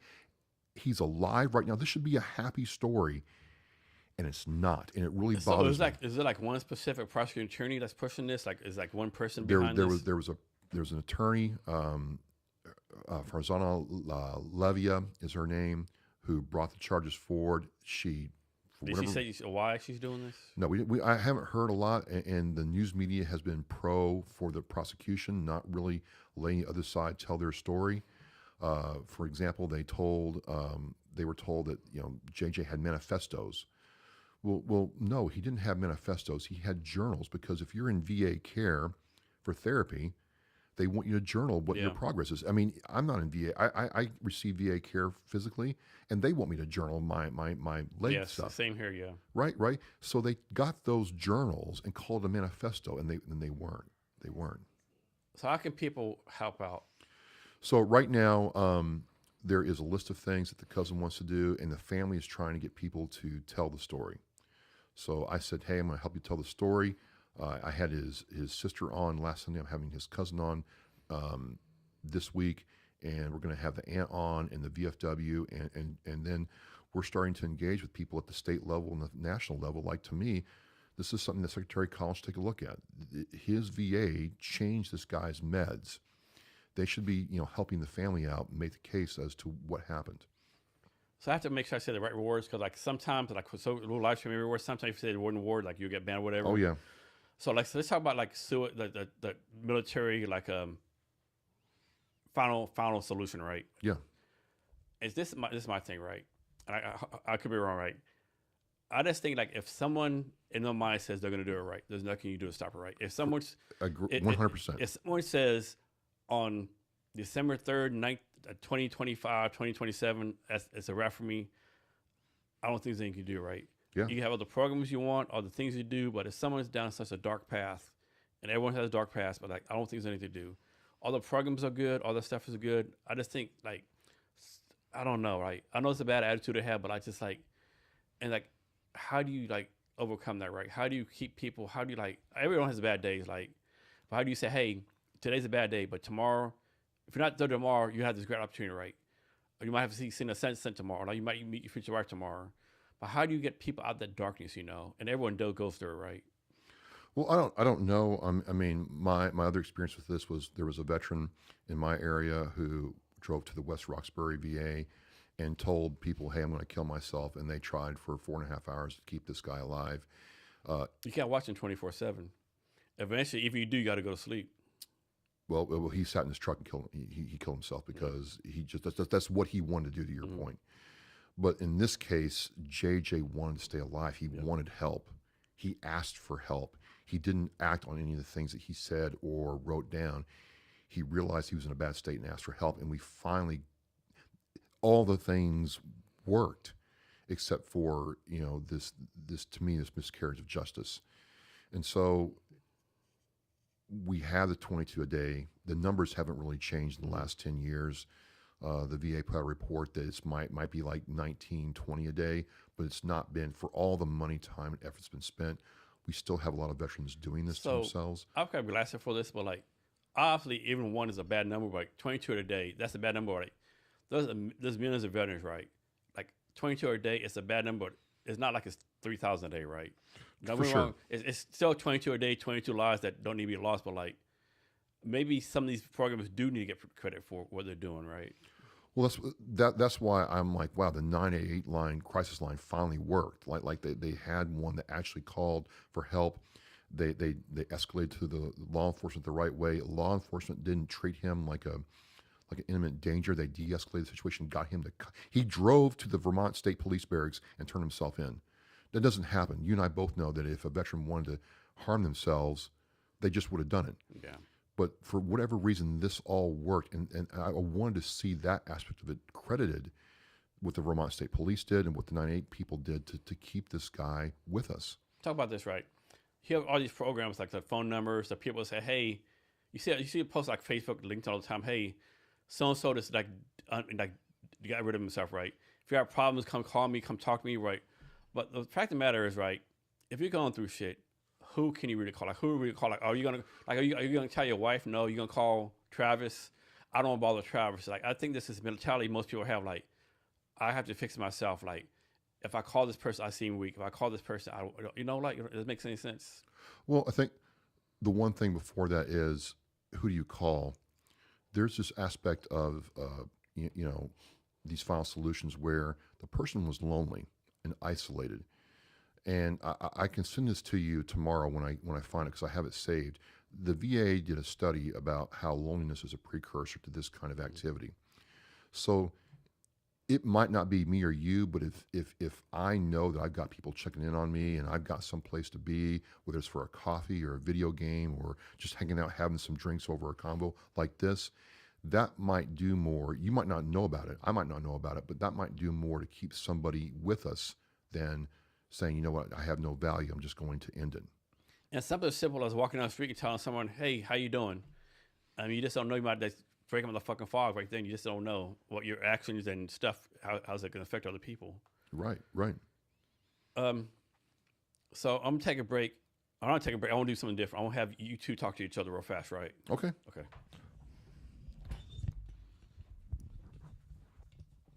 This is so fun. I am not a professional podcaster. Well, unlike you are two. now. No, I love it. I guess one thing I kind of wanted to mention just while we were talking and while you two were talking about the civilian stuff, I guess that's kind of where I can kind of pitch in and Sure. help a little bit because I am a civilian. I've never served in the military. I have a lot of family that did, but I personally haven't. And I just think as a civilian, it's just so much more important to us to see what you guys are doing. And so going back to Military Creator Con, like, I hope there are a lot of civilians that show up because, you know, we're not in the thick of it. We've never done any of this stuff. We've never been in that. But we do get to reap the benefits every single day of having a safe country, of having a free country. And it's just something that is so important to America. So I really appreciate it. And I think that's a big reason why this conference could be helpful for other civilians. What are you looking to get from this conference? Well, I just love the military community, and geofencing is a military technology, so I think that's kind of where I fit in. But I really just wanted to meet more people that are in this community, and it's really cool because I love entrepreneurs. I love the military community, so it's a very interesting intersection of those two. So I just want to learn more about people, and if that ends up being business down the road for me or business down the road for them, then I'm really happy for that too. Nice. Yeah.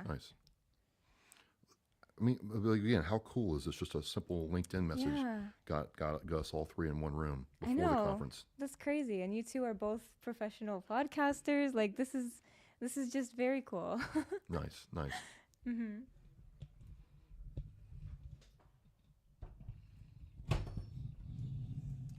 So the conference is Military Creator Con, right? It is. What is a creator? What's your definition of a creator? A creator, to me, tries to take nothing and turn it into something. So at one time, this blanket that I'm crocheting was nothing or a piece of string, and now it's something, right? A creator is somebody who says, you know what, I have an idea, and I can't touch the idea. I can't put my hand on what you are doing right now, Jason, but you've created a space, you created an experience, you created an outcome that I can partake in and appreciate and gain from.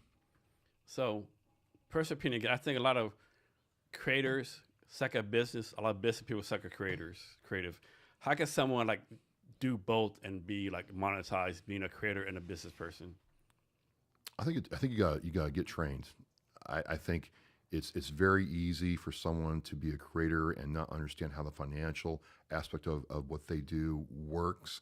I think it's very easy for the business person to not appreciate what it takes for that creator to do what they do. So it's things like Military Creator kind of going to teach you what's going on.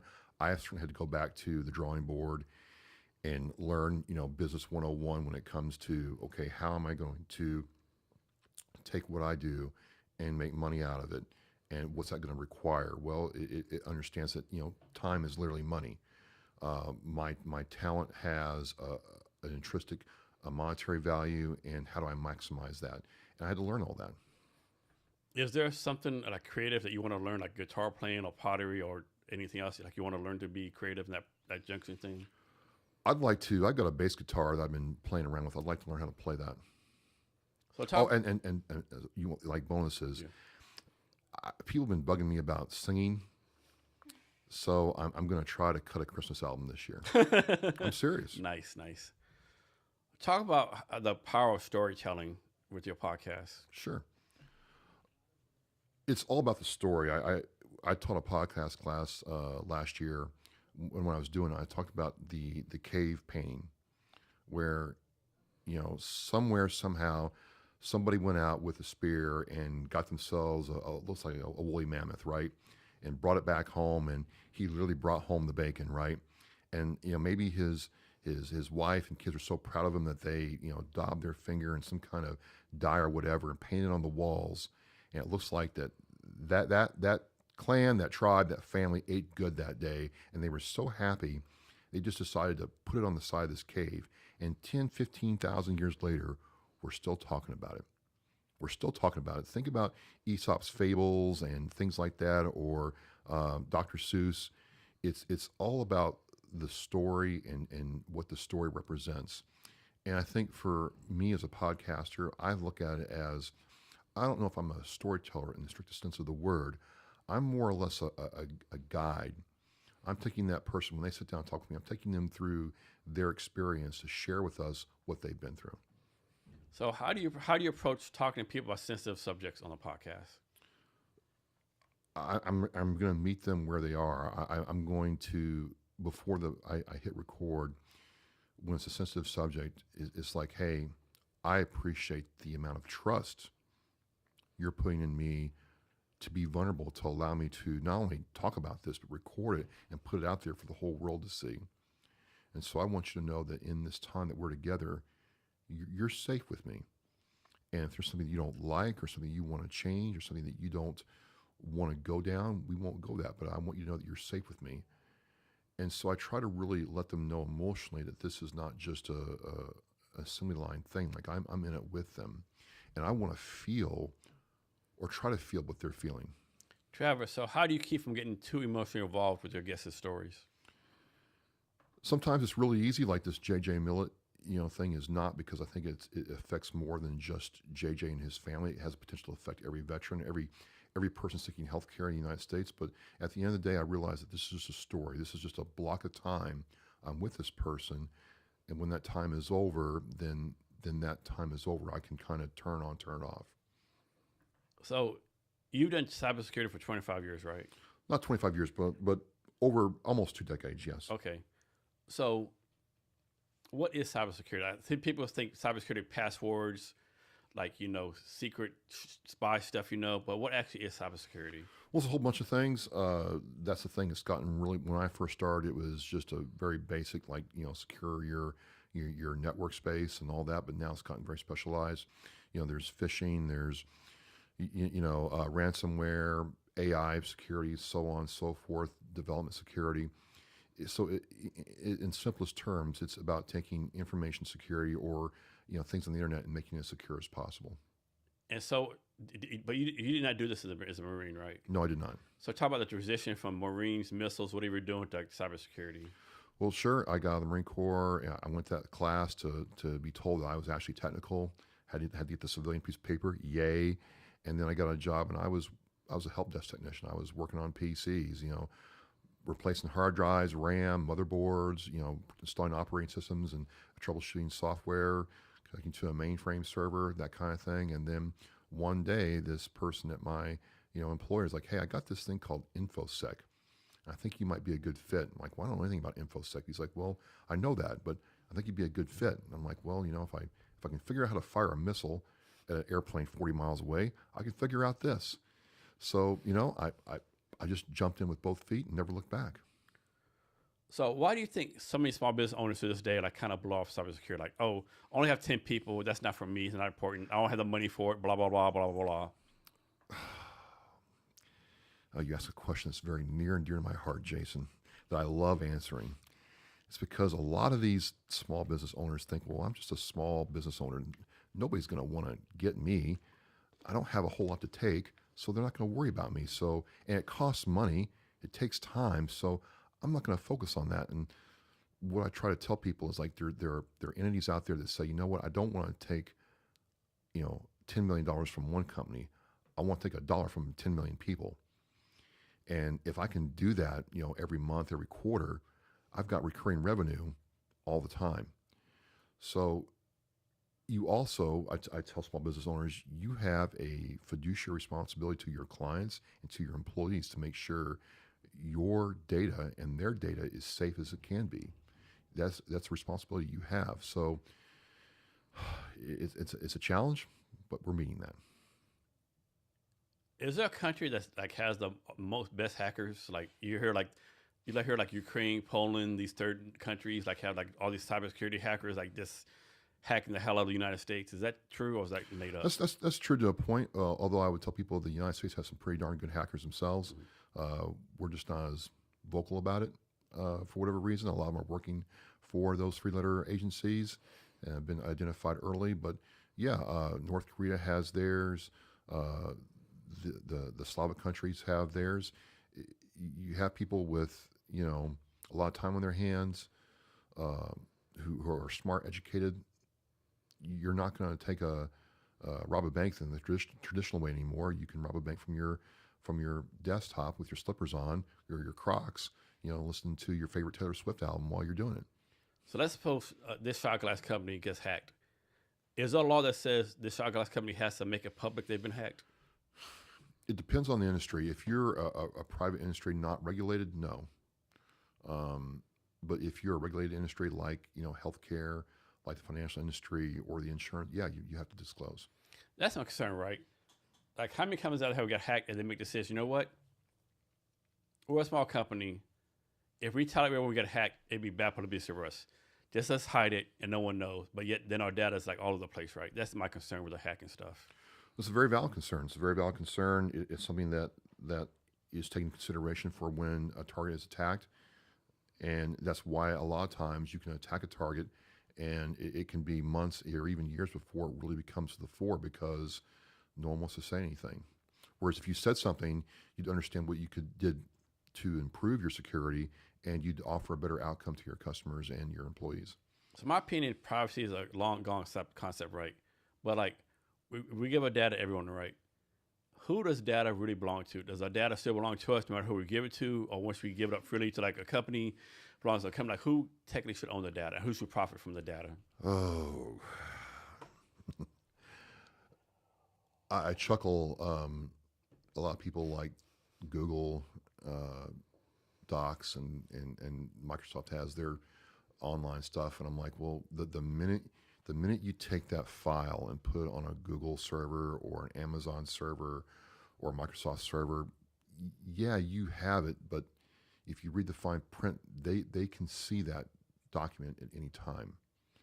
It's yours, but it's not. It's theirs, but it's not. Unless you have your own like network attached storage system for your files and folders, that's yours.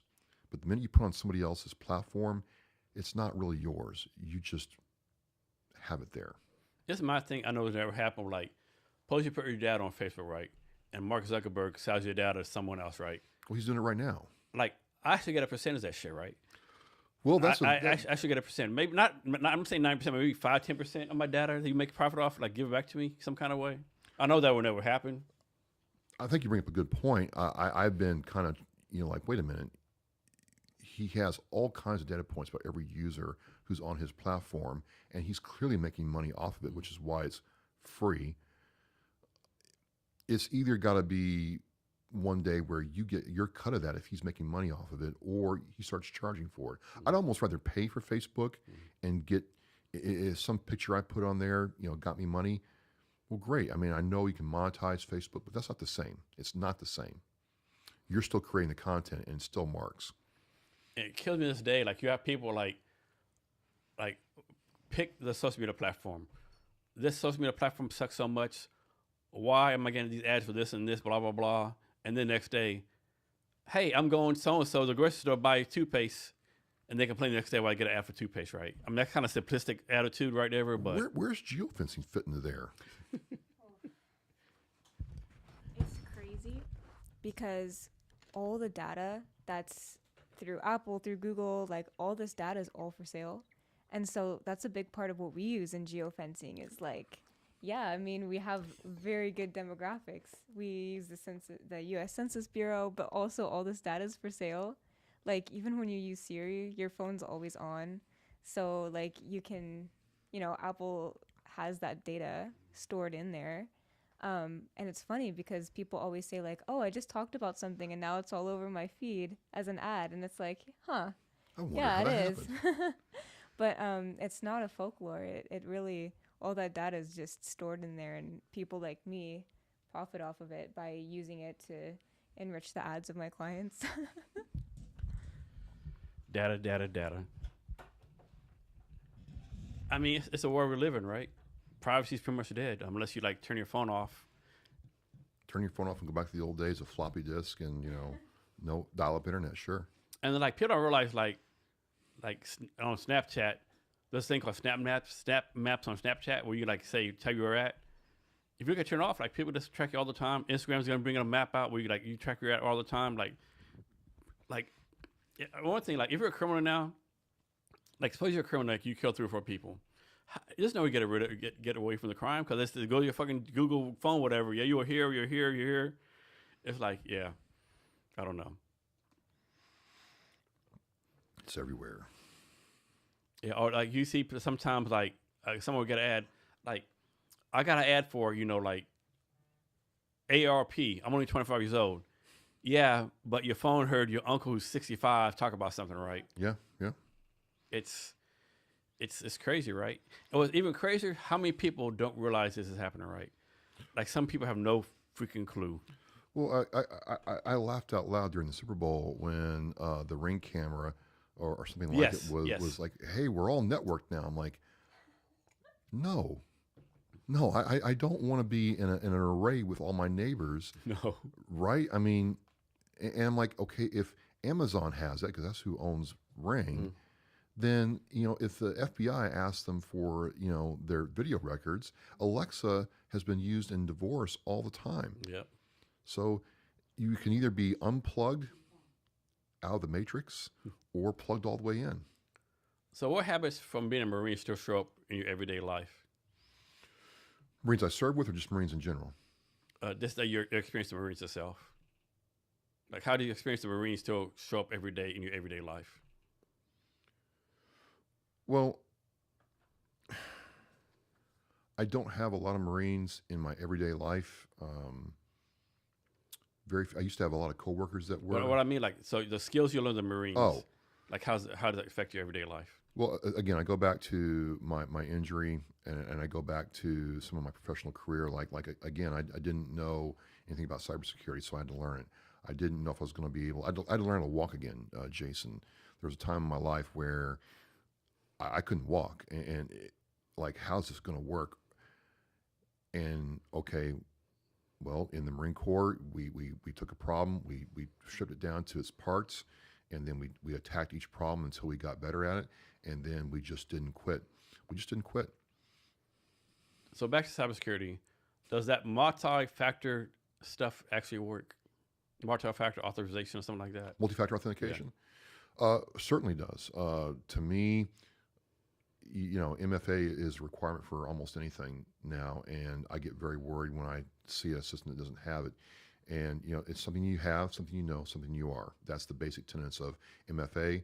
And to me, if you have a password and it asks you for a code on your phone, or to answer a question, or you have a certificate or some kind of other hardware MFA device, yay. So there's a small business owner out there. They have no cybersecurity at all, none at all. What's the one thing you would say, hey, you do this like today? So for any small business owner, I would tell them, to put all their efforts, now into their email security. Email is still the primary vector for cyber threats, ransomware threats, and phishing threats. Is it true the number one password to use is password? You'd be surprised. You'd be surprised.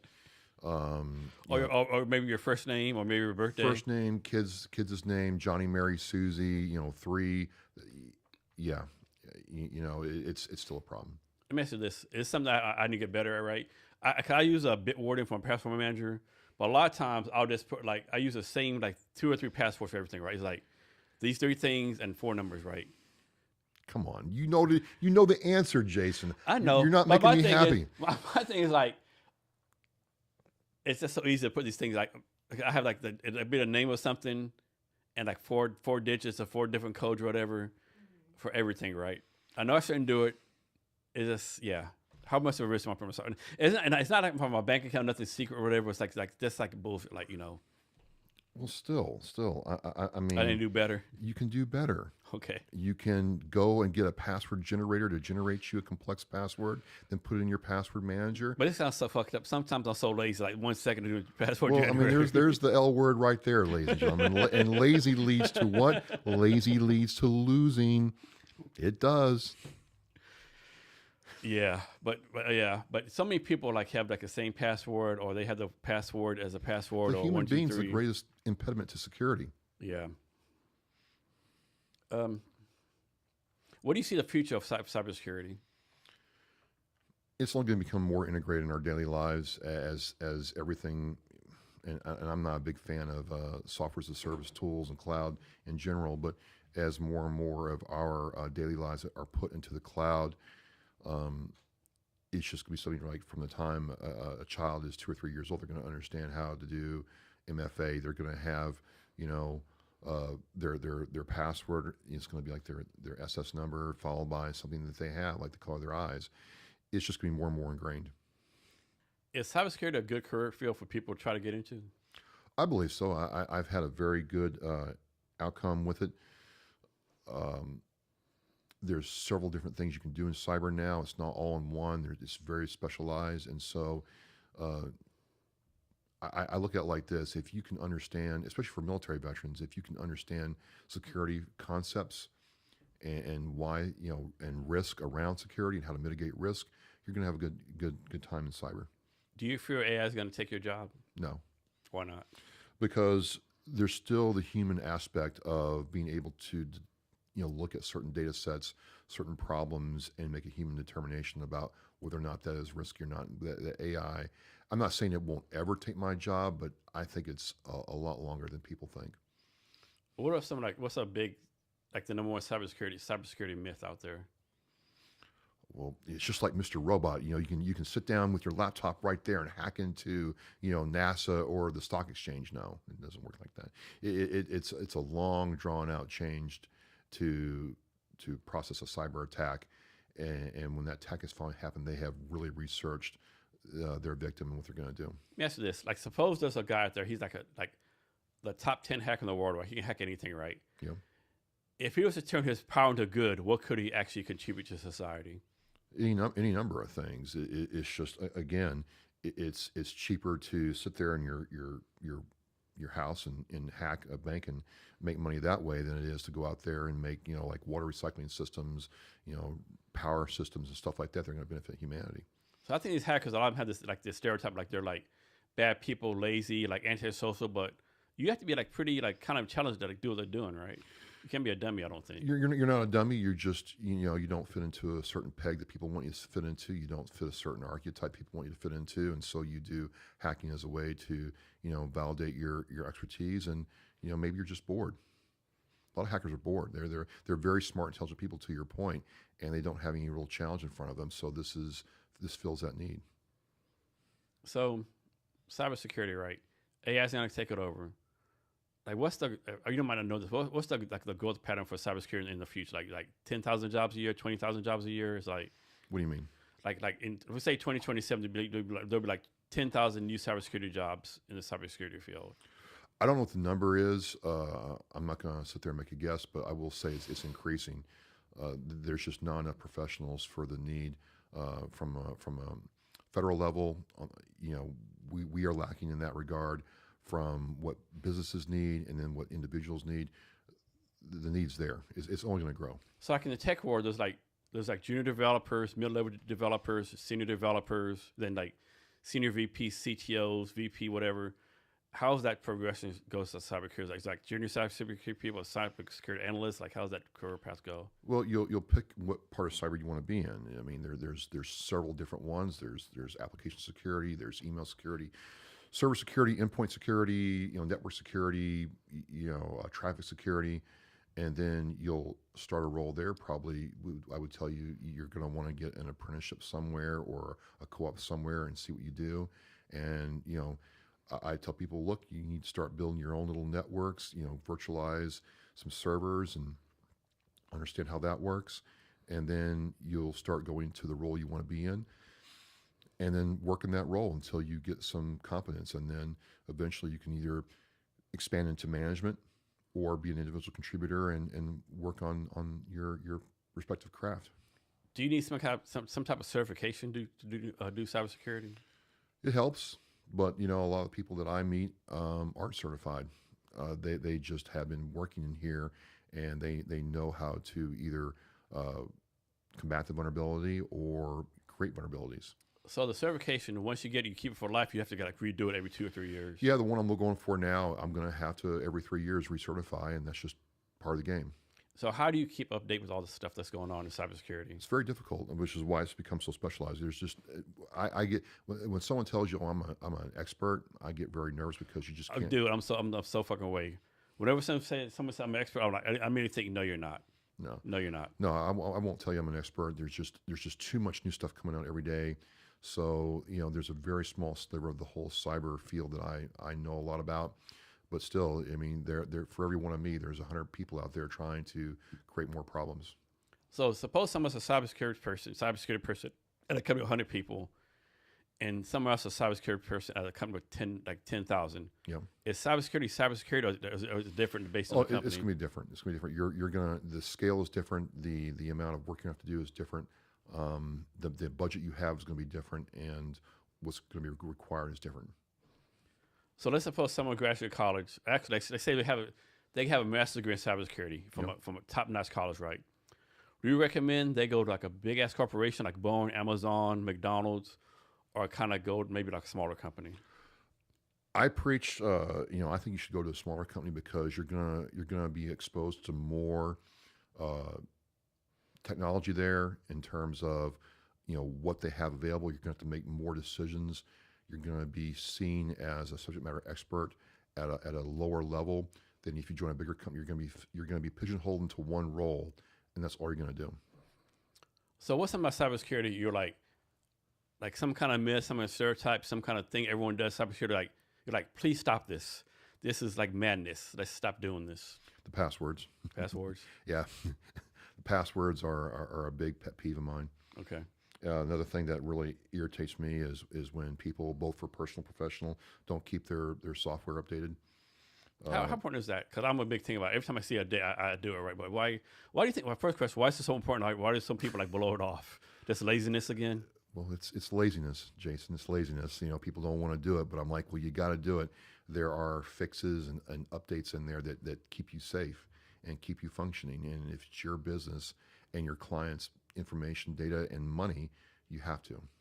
So there's like those Google, Safari, Firefox, all these different like browsers. Are they pretty much all like equally cybersecurity safe, or is like one better than the other? 5 years ago, I would say there would be some that would be more safe than others. Now they're pretty much all the same. My only thing is you need to be aware that if you use an Apple device, their patch cycle isn't as aggressive as Microsoft's or Google's. Okay. Are there colleges that are known for having like really good cybersecurity degrees? Yeah. There are. Drexel is a great example of a college that's out of Philadelphia, right? Yep. I would never thought you would say Drexel. To be honest with you, to me that's so fucking random. You said Drexel. No, it's not. Was it good? Drexel's good. Honestly, too, if you're in the military and like if you went into the Navy especially or the Air Force and did cyber there, you're just as good as your civilian counterparts, if not better. So those are good. Stanford has a good cybersecurity program. So they're out there, yeah. So next to this, like suppose, I think I know the answer, but suppose someone gets a master's degree in cybersecurity from Stanford. Yep. And someone else just has 6 years that's doing cybersecurity. Would one be a better hire? I'm going to hire the experience every time. Okay. Yep. Okay. And there's a lot of disagreement over that. Some people tell me I'm completely wrong, but I don't care. When I have somebody that's actually done the job, or somebody who has a background building servers, building database servers, making them talk to each other, and has done that real time, dealt with vendor contracts, dealt with audits, dealt with compliance reviews versus somebody who hasn't. And it's the exact same money and the exact same role. I'm going to take experience every time. Let's suppose you start your own cybersecurity company, right? Doing whatever, right? And someone applies for a job. How do they prove to you that they know what's on the? How do they prove to you like they know cybersecurity? I'm just going to ask them the basics. You know, it doesn't take that long to figure out what they know and what they don't know, what they learned out of a textbook versus what they learned in experience. You know, I'm going to ask them, well, hey, how'd your last audit go? Well, I haven't done an audit yet. Well, okay, you've been in the field for 10 years and you've never done an audit. No, that's a big, you haven't done it then until you've gone through an audit, whether it's an external audit or internal audit. So that's a big tell right there. I'm going to ask them, have you ever built a PC? Have you built a server? No, I never have. Well, then how do you understand what, a domain admin does versus one who doesn't? How do you understand group policy? What kind of logging do you do? How do you handle RHEL logs versus Windows logs? What do you think about endpoint protection? All that stuff. Can someone who's not technical learn to be technical? Yes, you have to work at it though. You've got to put the reps in. You can't be lazy. No, doesn't work that way. It's not like I just wake up like, I'm technical now. It just doesn't happen. So, as a cybersecurity person, is it easier or better, or do you prefer to work somewhere technical or somewhere non-technical? Or does that matter? What I prefer to work with is someone who's, one, a good person, and two, a good communicator. Mm-hmm. This is the aspect I think that's missed a lot in my field is you can be a technical zero or technical hero, but if you can't communicate your position or why, hey, we're trying to address this risk, right? If you can't articulate that to people above and below you, especially the senior management, you're not going to get very far. You're going to make my job a lot harder than it has to be. So you might not answer this question, but do you think most of the cybersecurity expertise in the United States is in the civilian world or the U.S. government?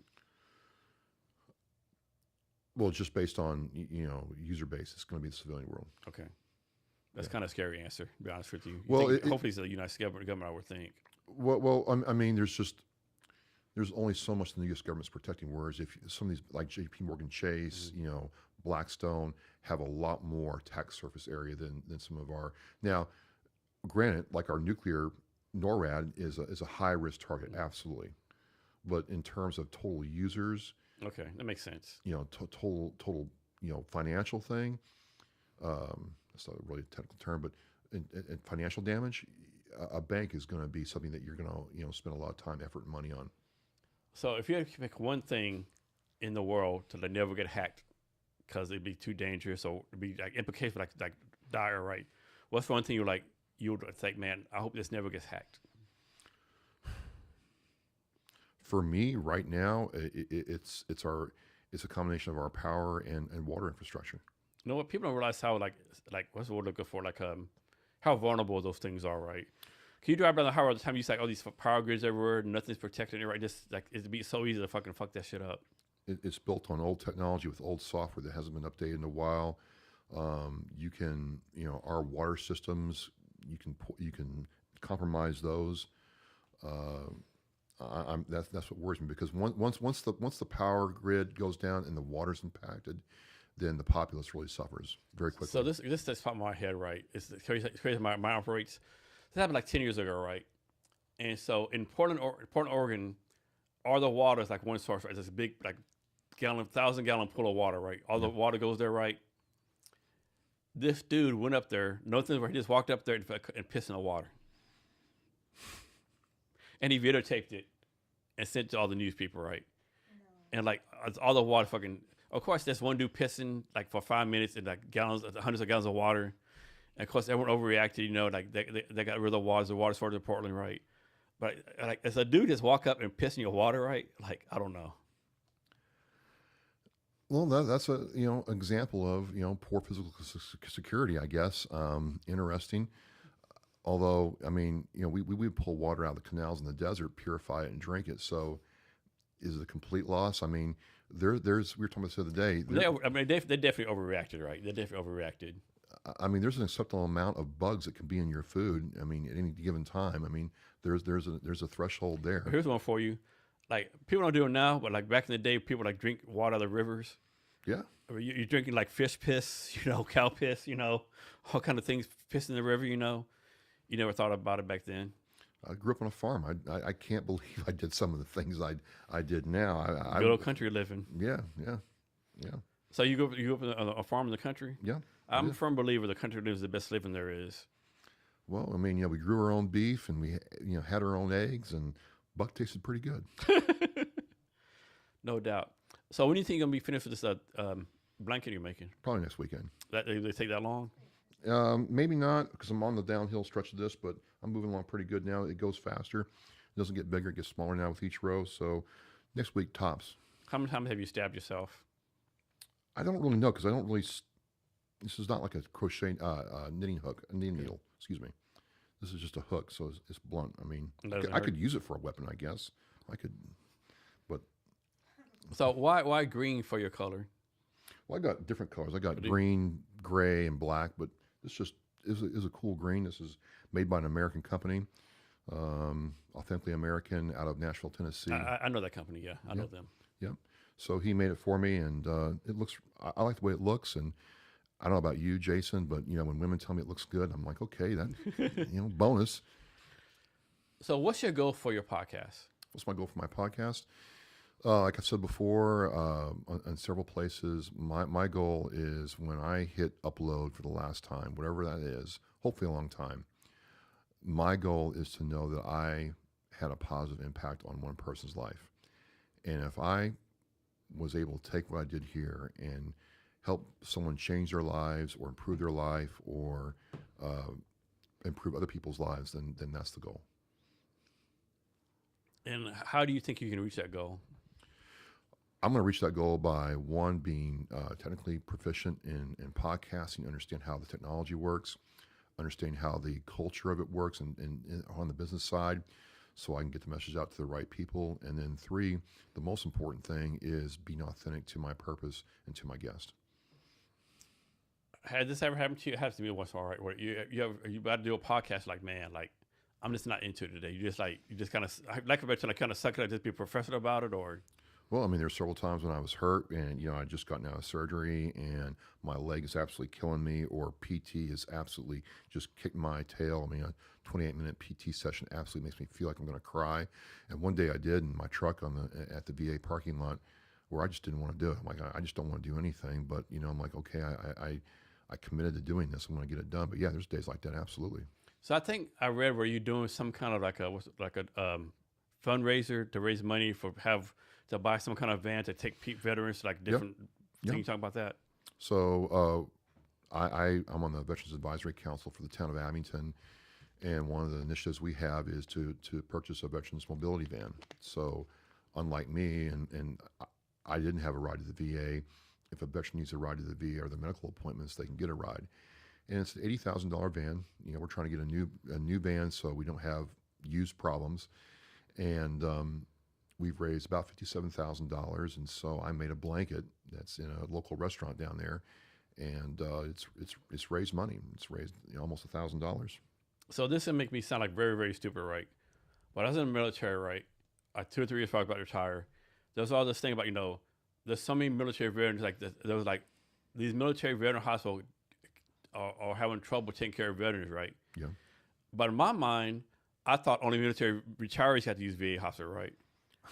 I know it sounds stupid. I sound fucked up, but I didn't realize that all veterans could use it, right? My mind so you just do you be in the military for 3 years, do you use a hospital life? To me, it made no sense, right?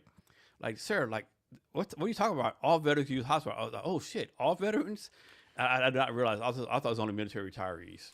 It's any veteran with a disability rating, I think, and if you meet the requirements, you can get VA care. Yeah. And if I may, I can tell people that, there's a lot of, people who think VA care is bad and this and that. My VA PT section absolutely did an amazing job. You hear the horror stories? Like, I go to American Lake here in Lakewood, Washington. I've had nothing but great experience. Now, are they like I don't know, luxury hotel, 5-star customer service? Maybe not, but I'm satisfied, right? But I know a lot of veterans. You hear these horror stories, like, oh, they didn't take care of me, and my cousin died in 3 years, But Well, I mean, I asked him, have you gone to your appointments? And like, well, no. What do you mean you didn't go to your appointments? Well, I just didn't want to. Well, then, what and are you? that fucks the whole system up. So your complaint, you didn't go to your appointment. You didn't reschedule your appointment. You didn't get seen.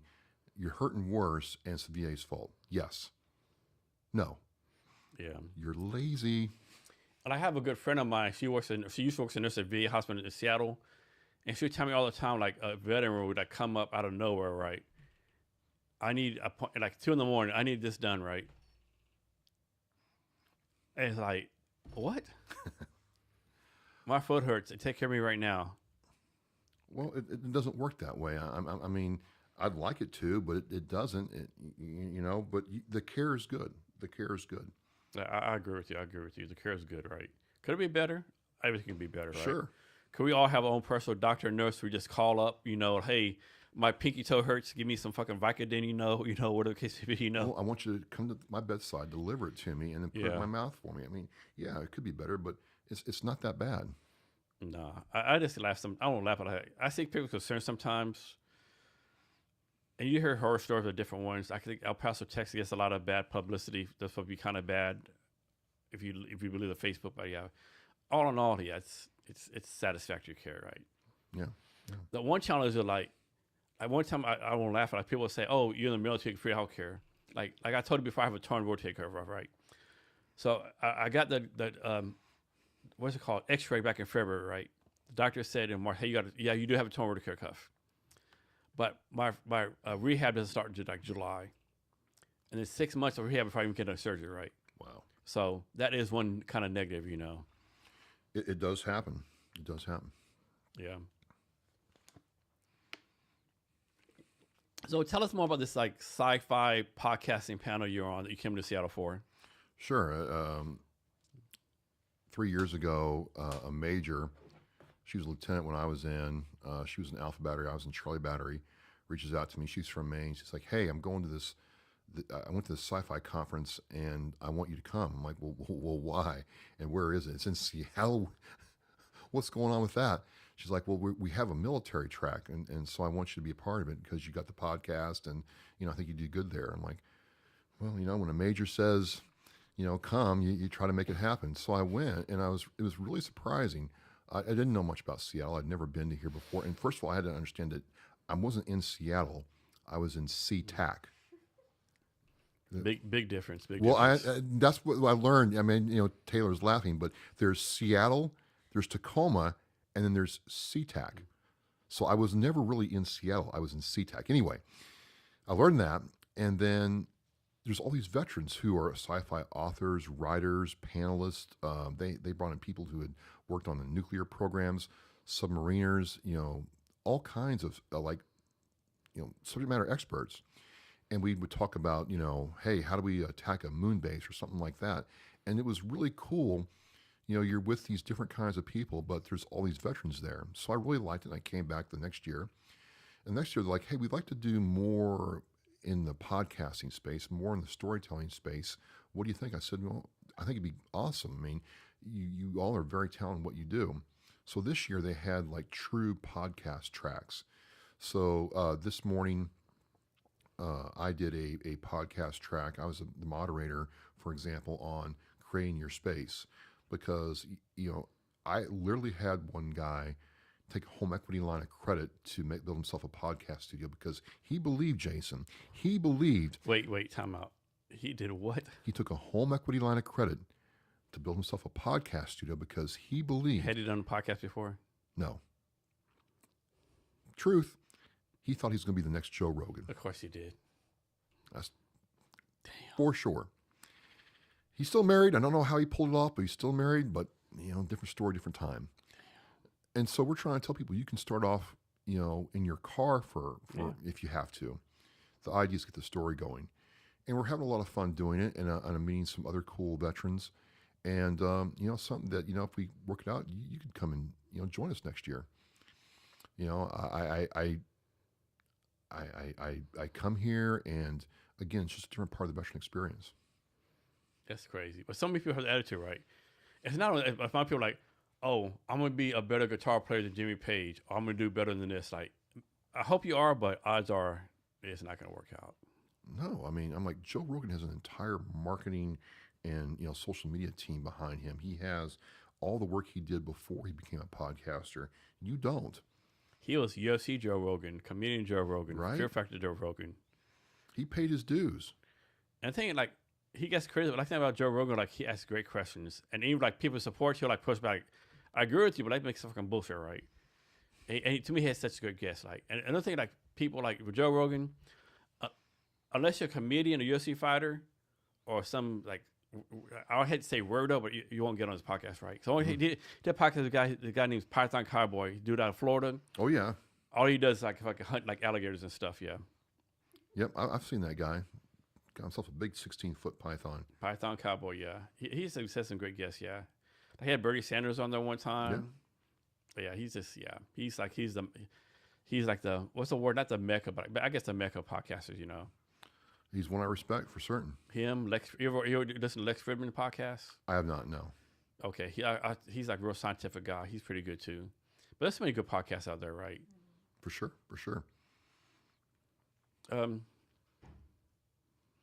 So how do you do your schedule? How do my schedule? Yeah. You're a calendar freak, or how's that work? If it's not in my Outlook, it doesn't exist. Okay. And I've been told, well, just use Calendly. I'm like, no, I hate that because I'll get it set up and then someone will cancel, someone else will cancel. And then it's like, well, I can't do that time. Can you just call me? We'll work it out. A lot of stuff is, across time zones anyway. So I like it in my Outlook. That way I can get my phone, I can see it right there, and I know when it's coming. So right now, how many podcasts do you have scheduled? How scheduled? I have 14. Okay. I'm almost out to July. Okay. How often do people cancel? Rarely. Okay. It's just because, I have the 3 strikes and you're out rule. Mm-hmm. Not the same rule, yeah. I get it. Life happens. I've had my own, like it's not happening to any to cancel. But, you don't show up 3 times when the Zoom thing's running, or I've come to your place of business or our meeting place and I set my stuff and I'm waiting on you, you're out.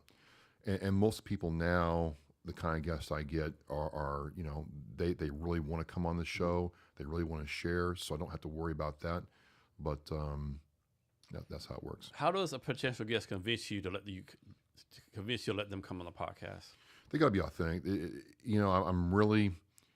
I'm kind of shying away from nonprofits now because I just think there's just too many of them out there. It's a different conversation. So, you got to be authentic. You don't have to be the best at what you do or have the biggest, following, but you have to be authentic. You have to be purpose-driven, and you've got to be willing to, talk to me about what you are doing and why. Yeah, I don't do coaches, real estate, or financial people no more.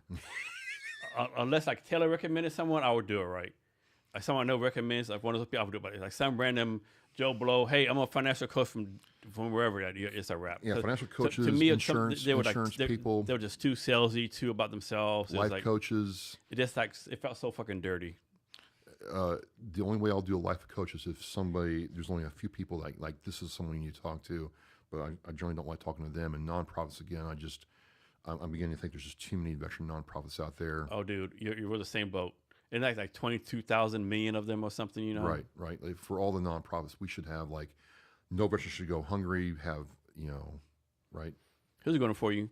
So down at JBLM, there's one nonprofit that takes veterans deep sea fishing. Another one takes them fishing in the river. Another one takes them fishing in the lake. So 3 nonprofits that take people fishing, but that's different parts of fishing, right? Like, you're fucking killing me. Yeah. It makes no sense.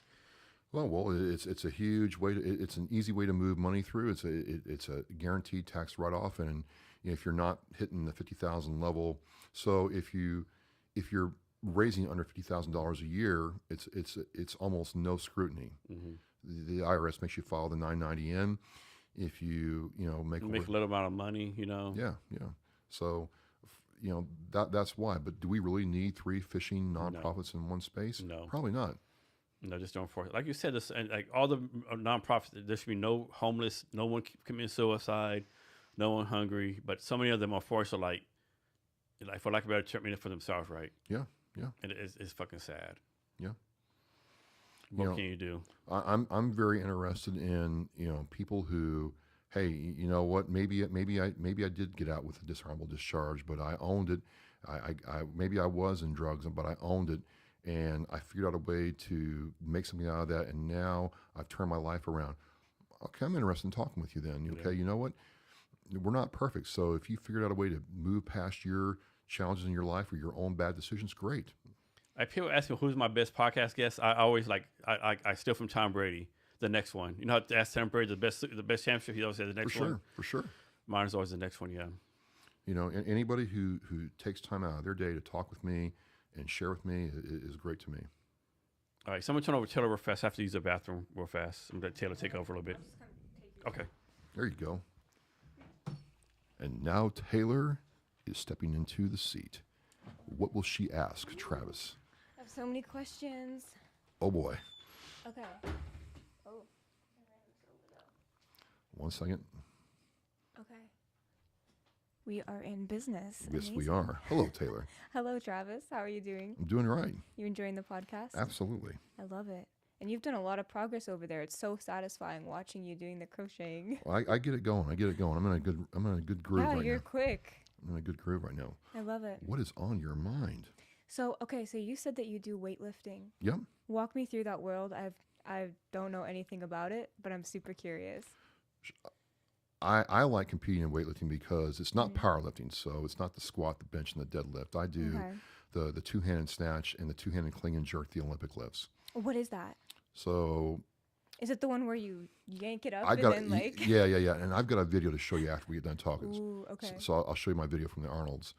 I just like the feeling I get when I've taken something and beat gravity.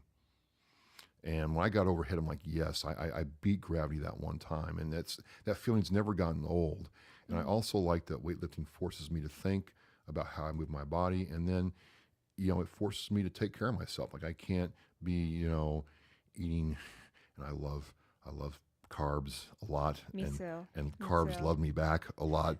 But I can't eat like that. I gotta have my sleep. I gotta be disciplined to go do the workouts, and so it keeps me honest and engaged. And I was really sad when I got hurt that I wouldn't be able to do it again. So it's something that I enjoy doing. I've known my coach for quite some time, and it's just I love it when I get the accomplish the goal. I love that. Okay, amazing. So how long have you been doing that for? So I started in high school. So the story goes, my dad bought me one of these concrete.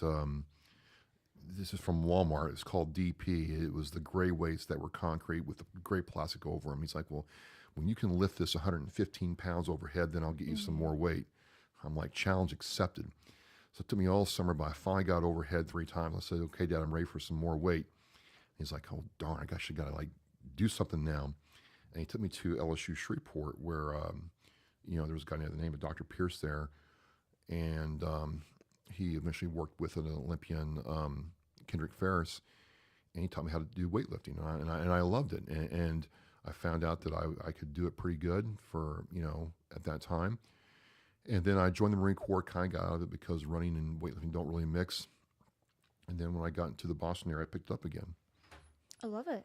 Yeah. Love it. Well, welcome back. What's your favorite book? My favorite book of all time. Wow. Taylor's a fucking natural. Well, thank you very much. I even got the buttons down. I have a couple.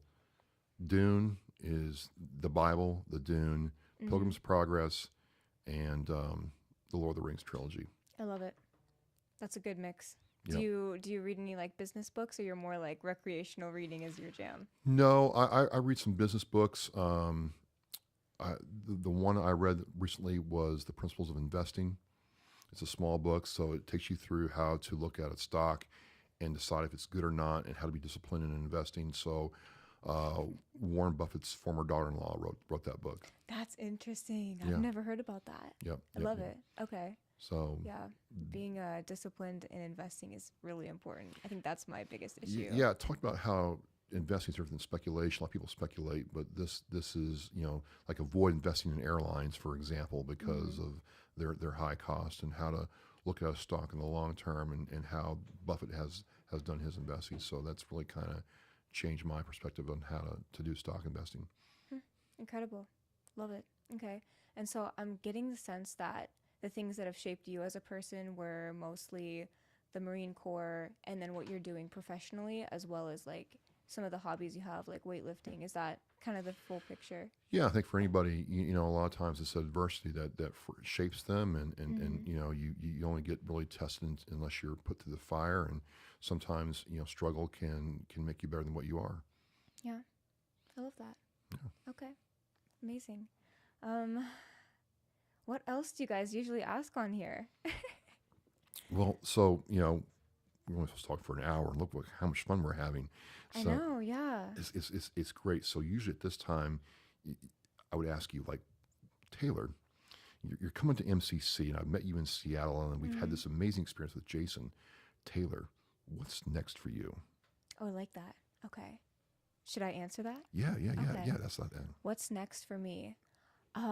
Well, assuming everything goes well at MCC, hoping I'm a good speaker. I'm much better at speaking in front of a crowd than I am one-to-one, so I'm really excited for that. You're doing a good job right now, though. Well, I thank you very much. Yeah, I've done a few speaking engagements, and I've really enjoyed it. And I think geofencing is just such an important topic to get in front of other people, and most of the business owners I talk to, they've never heard of it, and it's just such a powerful tool. So I think the next step for me is maybe trying to get more of those speaking engagements, and just trying to be more of an educator on what geofencing is and how it can help other businesses. So I'd say that's a big thing I'm working on. Nice. Yeah.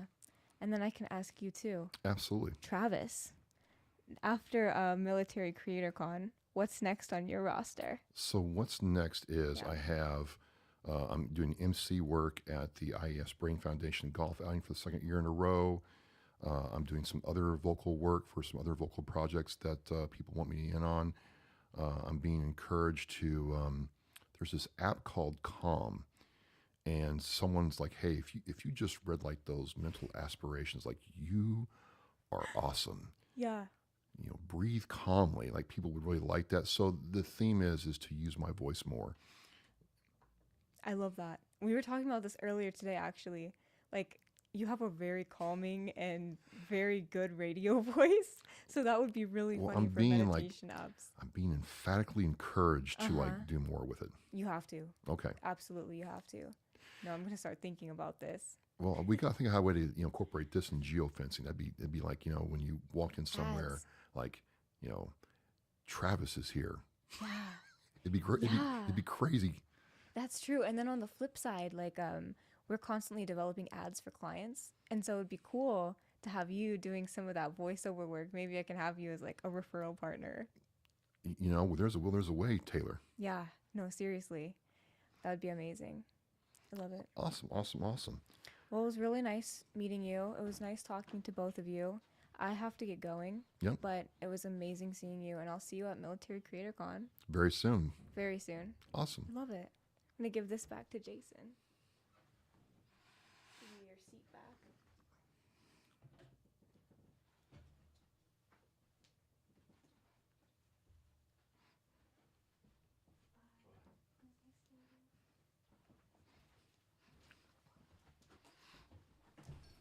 Bye, Taylor. Thank you, Taylor. So this is one thing I think, I could be wrong. This is one thing I think a lot of speakers at Military Creator Con are getting it wrong, right? So there's so many speakers there, right? And let's suppose there's X amount of people that attend the conference, right? Yep. I think, and I could be wrong, but I think a lot of people are thinking like, there's X amount going to a Creator Con, that number is going to see me speak. No. So it's like 8 of us speaking every 20 minutes, right? And to mom, it's up to us as speakers to influence people to come see us, right? That's why I'm like every day doing a countdown on Instagram, on LinkedIn. That's why I convince, like, I'm going to have Taylor and Barry help me get people to see me talk. I'm going to have them see people them talk. I have 2 nieces that live in Dallas. I convinced them that their son and daughter skip school Thursday and Friday to come have people, like, convince them to see me talk, right? I could be wrong, right? I just think so many people are like, oh, I'm going to something to speak. and they're gonna come see me talk, right? I think I have this wrong, or I don't think you're wrong. In fact, I think you're saying something that I've kind of internalized. I haven't really talked about it until now, but it is going to be on us to get people in front of our audience. It is going to be up to the speaker to give people a reason to come listen to what we got to say. And you're right. I mean, there's going to be a lot of congestion going on for people's attention in a good way. But I think also what you said is when we get up there and do our presentation, we got to bring it. So we got to fucking kill it, like for a better term. Yeah. And it's all good, but I think that we're all capable of doing it. Yeah. My thing too, like I told, like, I kind of helped James Morrow with like a post-server thing. I think one thing they need to do is like suppose I finished soccer, right? Yeah. Suppose I have 20 people see me talk. Hopefully it's more like 20 people see me talk. They used to do some kind of service, say, Jason killed it, or like, I'll never see Jason talk again, right? And like, suppose there's 30 speakers, then they rank order those speakers, right? And if you didn't make the cut, like, you don't get invited next year. I don't know if they had talked about doing that. I think it's a very interesting idea. I know that other cons do that, like Norwest Con has in their guidebook app a way you can rank the panel. And make no mistake, I've learned in the last 3 years, the reason we're doing the podcasting panel is for what you just said. People wanted to see more of the podcasting. The Miltrack panel got going because people wanted to see and hear military stuff. And those panels that do well, they're built on. Those that aren't are, I mean, it's a very, and I understand why, right? You pay to go to the conference, you want your people to come back. So you're not going to put out stuff they don't want to see. But I think the same thing should apply here in some way. Yeah, hopefully everyone has attitude, all the speakers attitude, like, how can I provide value? How can we give the best experience? But I mean, there's going to be a few speakers like, hey, like sell, all that kind of stuff, right?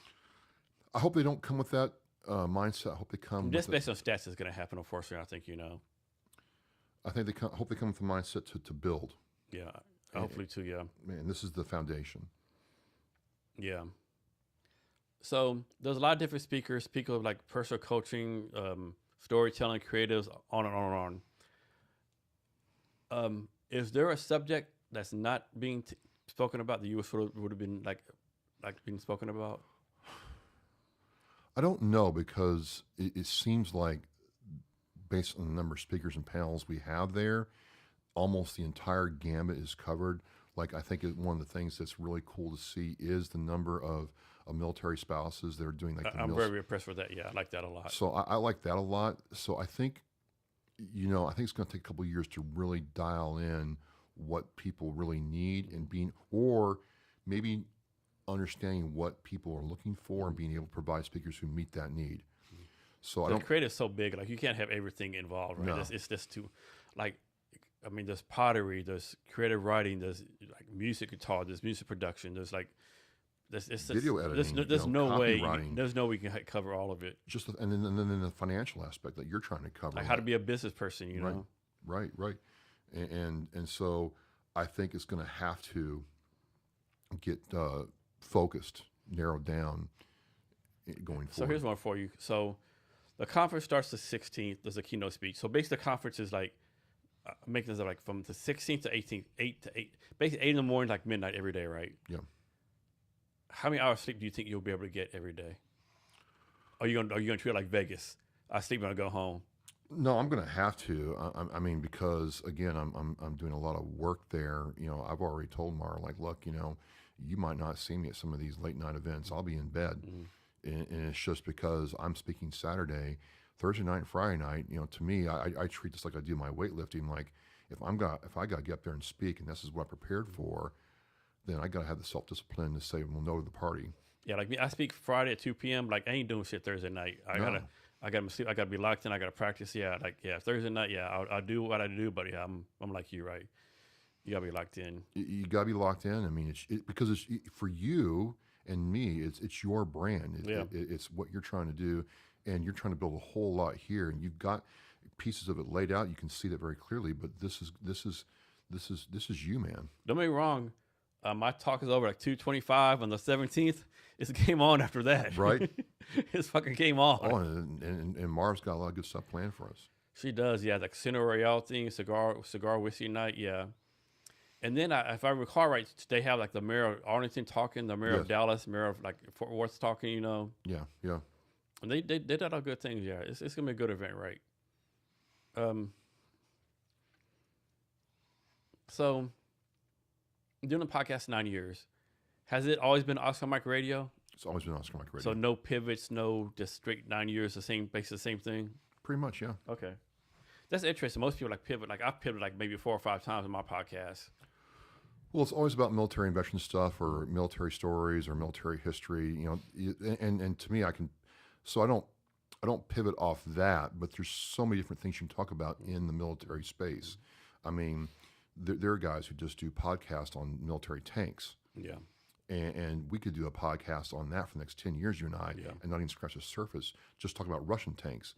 So, to me, it's to the point where I either start doing like 2 days a week, 3 days a week to talk about more, or I just keep doing this. But it's pivoted within the military space for certain, but I haven't pivoted off of that. So I think you said before, like you did a podcast series like Black History Month. Yep. Do you ever like focus on like specific like military dependents, military spouses, contractors, anything like that? Every now and then, there'll be a series on something like that. Yeah, sure. Okay. How do you think you can get better as a podcaster? There is, the technical spot of it. Do I have the right equipment? Do I need to look at my microphone and make sure I have my microphone dialed in?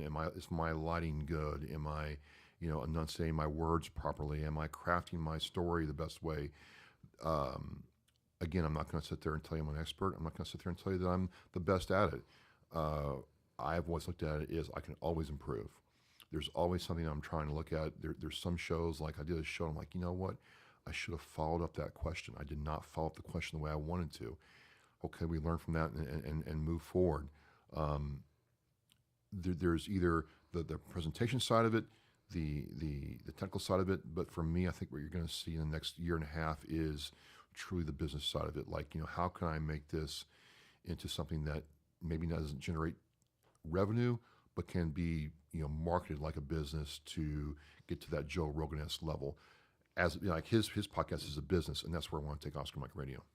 And you do the podcast same day, same time every week?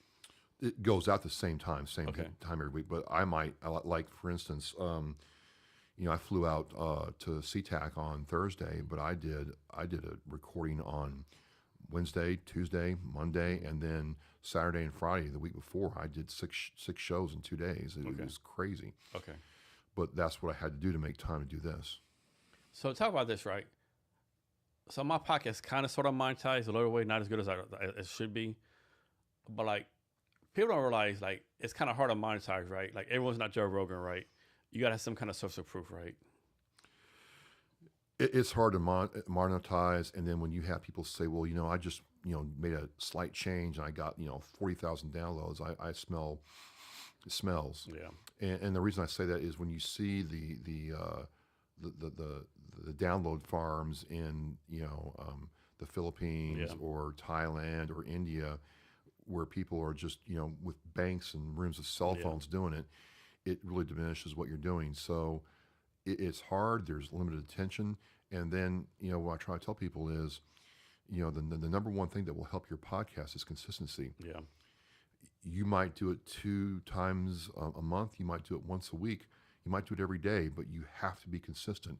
Otherwise, the algorithms on Apple Podcasts and Spotify, who are the 2 big ones now, will punish you. Yeah, that's true. Yeah. And the thing with podcast stats, like one thing I wish I had some kind of like one size fit all podcast out where you just go to this one place, right?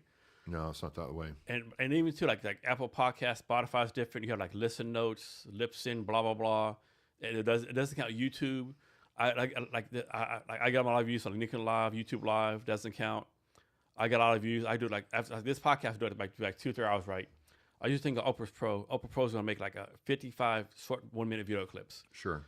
I got stuff for that, but none that counts for the stats, right? Like supposedly I'm like a top 2% podcast, but if you look at the stats, like there's no fucking way I'm a top 2% podcast, right? If you look at stats. Well, I mean, I'm the same way. I mean, listen notes ranks me differently, but it's what I've been told. So when I went on C-SPAN, I've been on C-SPAN 4 times.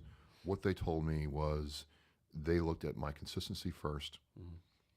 They looked at the length of time I've been doing it, and then they looked at the type of guests I had and the quality of guest. They didn't look at the number of downloads I had or the Yeah. number of subs I had. They didn't even care. And the reason they didn't is because they had run into issues where, the podcaster has, 100,000 downloads and, 5,000 subscribers, but he's only put out, Yeah. 8 shows in the entire calendar year. Or they have 100,000 downloads. This podcast, the next podcast, they got like 25. Correct. Yeah. So that's an instant tell that, Yeah. Well, I do have a lot of great guests, and people ask all the time, "How you get such great guests?" Like, well, either ask me or ask them. Right? It's as simple as that. it's that way. And then I tell people it's word of mouth. One guest will have a great experience. They'll tell their friends and family, PR people, like the PR director for, a guest will have a good experience with me. And it's like, okay, if you talk to this person, great, then I can get him on again with this other person, and you develop a relationship. See, like me, like if I counted all the podcast guests in Seattle, Vietnam, and like this Zoom, I could easily do 2 podcasts a day easily. For sure. Like it's fucking insane, right? Yeah. And people like I guess like everyone wants to tell a story, right? Everyone wants to like put the stuff out there. It's amazing, right? But people have a lot of good stories. Like people like I don't have nothing to talk about. Yeah, you do. Oh yeah, for sure. You have something to talk about. For sure. Another thing too, I laugh about like people like my podcast like is kind of long, right? We're going about 2.5 hours now, right? People will say, Jason, I talk a lot, but dude, there's no fucking way I can talk for an hour and a half, 2 hours, right? Okay, I understand this. Come on anyway. Come on. Hey, come on the podcast. We finished this podcast. Like, Jason, what happened? We talked for 30 minutes. Dude, check your watch. I talked for 3. Yeah, dude, you talk for 3 fucking hours. You will not shut the fuck up. Well, everybody's different. That's the great thing about podcasting is, what works for you might not work for somebody else. You make it work for you. And as long as the guest is having a great experience, Yeah. and who cares how long it is? I do my show differently. It's just the way I do it. You got to do what you come from. You got to be authentic, right? Right. This space that you've created, this ecosystem you've created, works very well for you, and you can see that. Yeah. You ever thought about doing like a second podcast? I have, yes. Would it be like on weightlifting? No, mainly about men's advocacy. There's a lot of guys I've helped post-divorce who really get down themselves for a lot of different reasons. There's been times where, I've gotten a call from a veteran saying, hey, man, I got court tomorrow. I don't have a suit. I'm screwed. The judge is going to really, crank on me if I don't have, a suit and tie. And, we'll get him a suit and tie, or, hey, I'm trying to fill out my forms for court and I'm all stressed out. It's a very challenging time for a lot of people. A lot of people make a lot of mistakes during that time, and they don't have to. And if they get the support they need, it can be a really, no one wins in divorce, but can be something that can really change their lives for the better if they let it. Yeah, we don't definitely talk about men's health enough, right? So I'm on TikTok way too much, right? And someone posted on TikTok one time, this guy, like our age, right?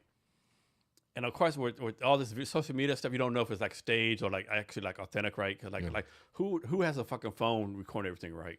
Right. Like, so maybe a stage, right? But this guy, right? He's kind of older in years, and he had like a spool of wire, right?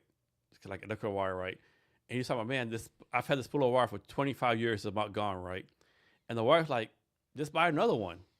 And people are like, are you fucking me? Like, they basically, people are like, bitch, are you fucking me? Like, this 25 years of your husband's life, you just fucking like dismiss him like that, right? In his mind, like, man, my life is coming to an end, right? Like this pool, or like this full of wire. Yeah.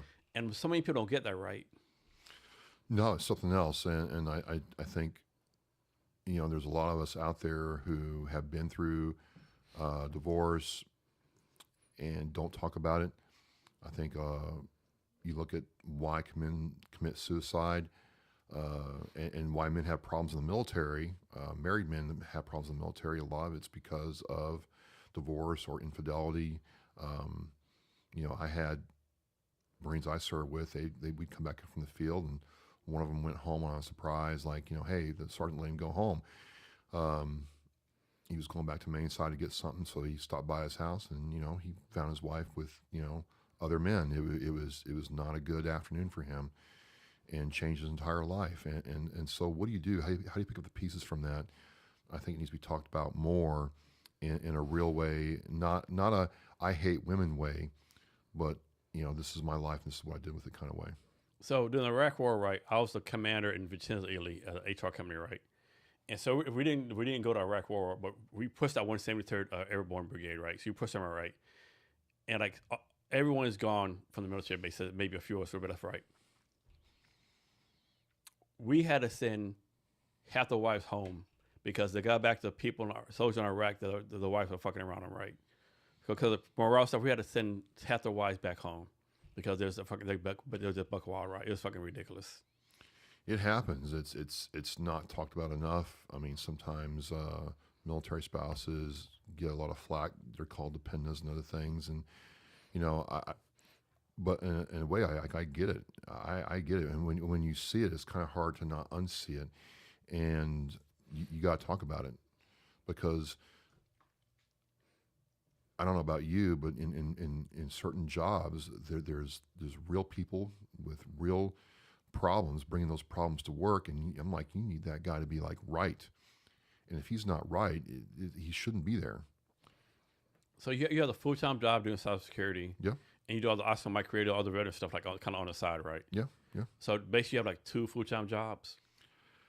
I guess I don't know. It doesn't feel like a job to me, but I've gotten very efficient with OMR over the years. So sometimes it's really really busy, and sometimes I have my schedule and everything's laid out. It doesn't seem, that bad in terms of just trying to get everything done. But it doesn't feel like work because I enjoy doing it. But yeah, I'm I got my hands pretty So full. how do you make sure you take care of yourself? How do you make sure you take care? How do you make sure you allocate time to take care of Travis? That's the weightlifting. That's the weightlifting all the way. How often do you do that? 4 days a week. Okay. And then in the summertime, it's almost time for motorcycle. Oh! You ride a motorcycle? Yeah, I do. That's one thing I want to learn a motorcycle. Once you do it, Jason, you'll never look back. You ever worry about the dangerous part of it, like Sure, killing yourself, whatever the case may be?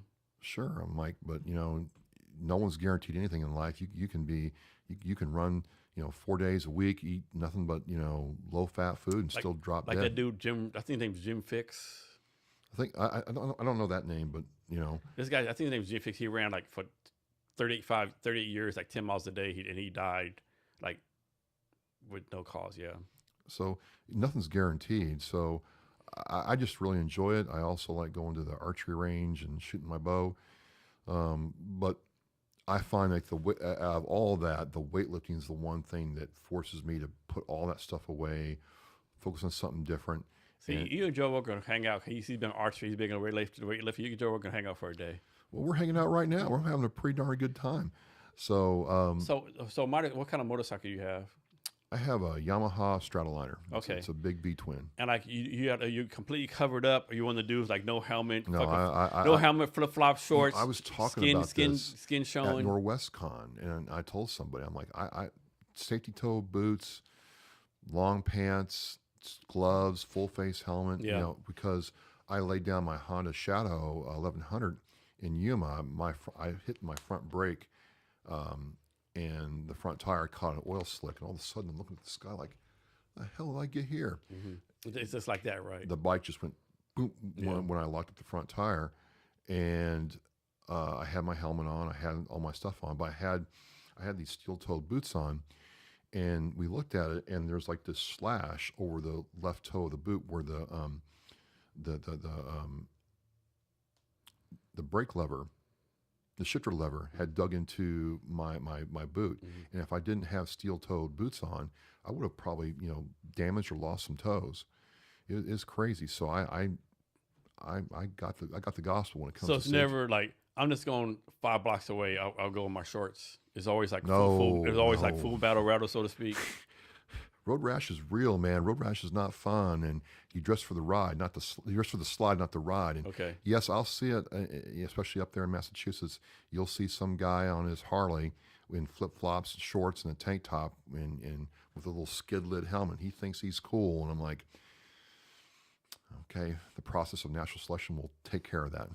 Because it only takes one driver not paying attention, right? Just one. Or maybe some dude driving his car and had a heart attack and. or someone drunk driving? Well, I mean, these cars are so quiet now, and these cell phones are so prevalent that it gets really unfun. I like riding when there's no one on the road, and that can be hard sometimes. What's the fastest you've gone? I did 141 miles an hour on a bike one time, Okay. and I was hanging on. Yeah. I did it once. I said I did it, and then I just I never need to do that again.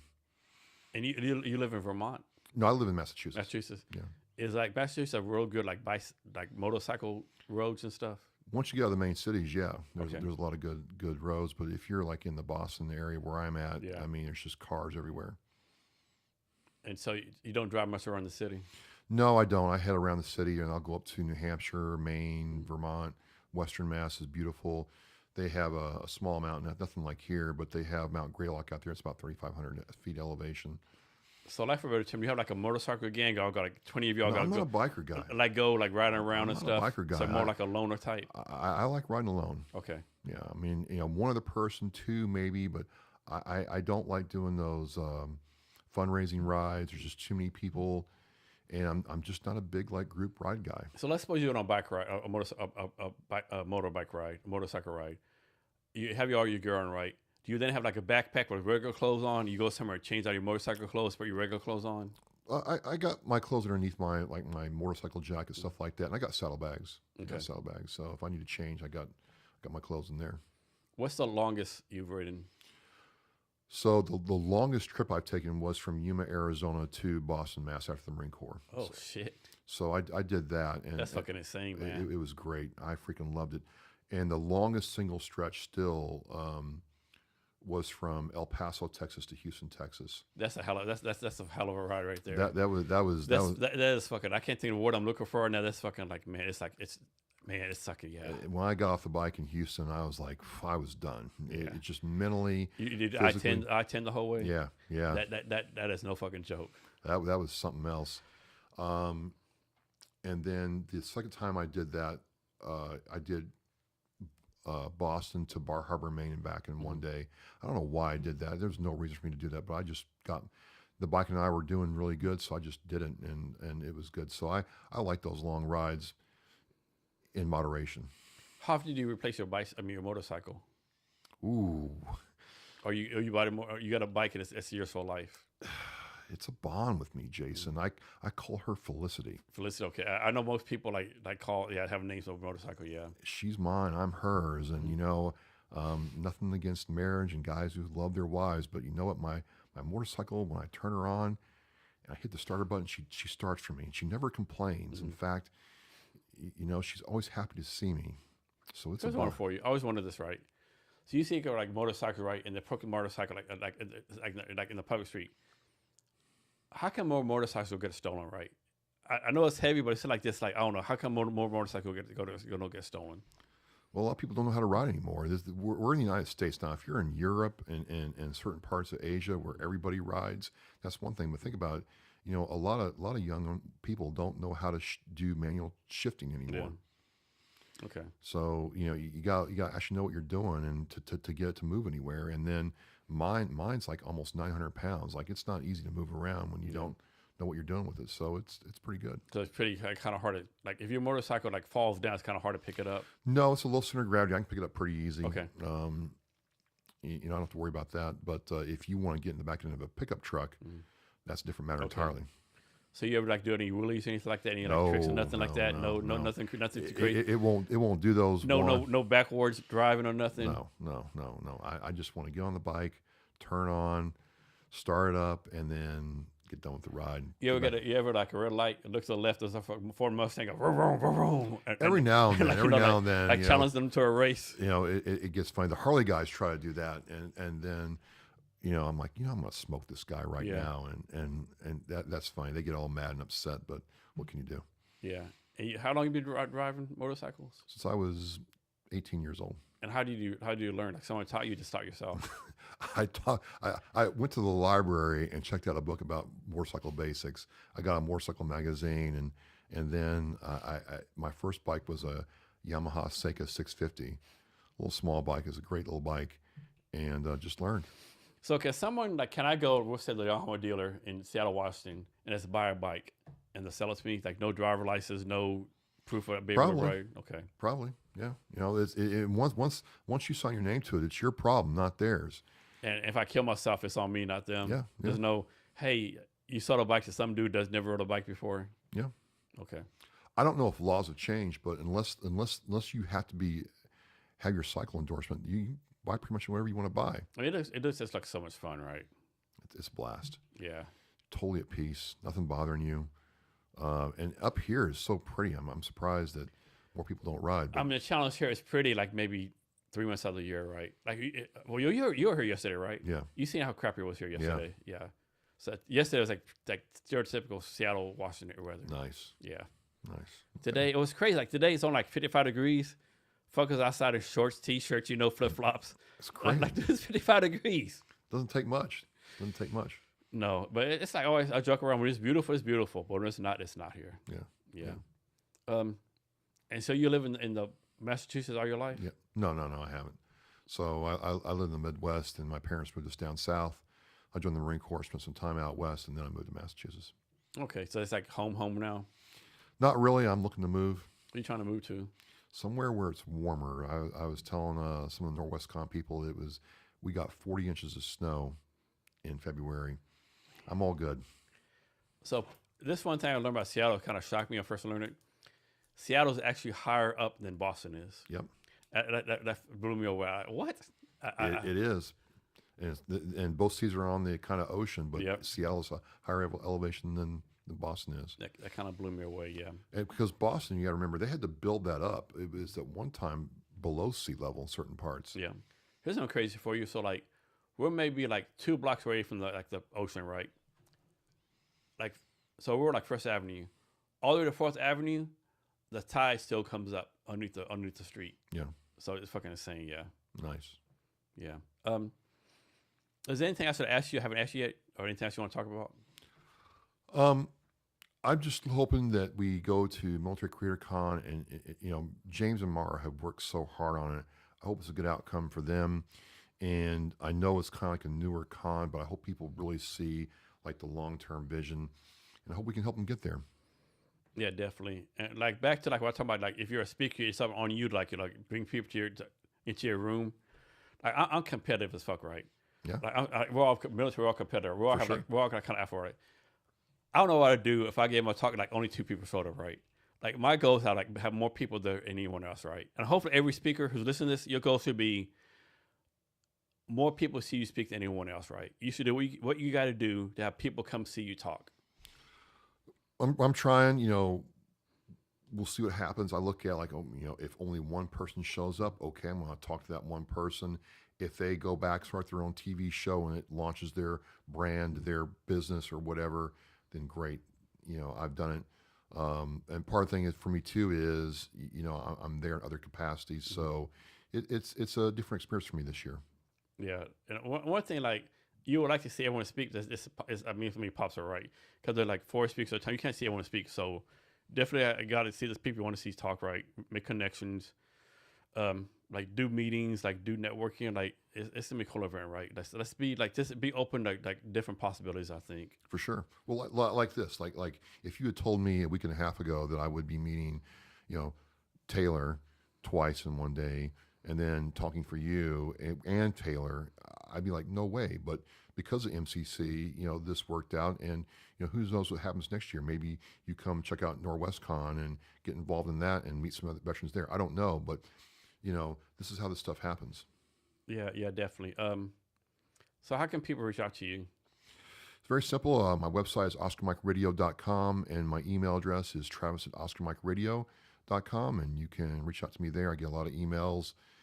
Some just go right into the spam. I check that too. So just email me. So before we get out of here, give us any wisdom or advice about anything you want to talk about.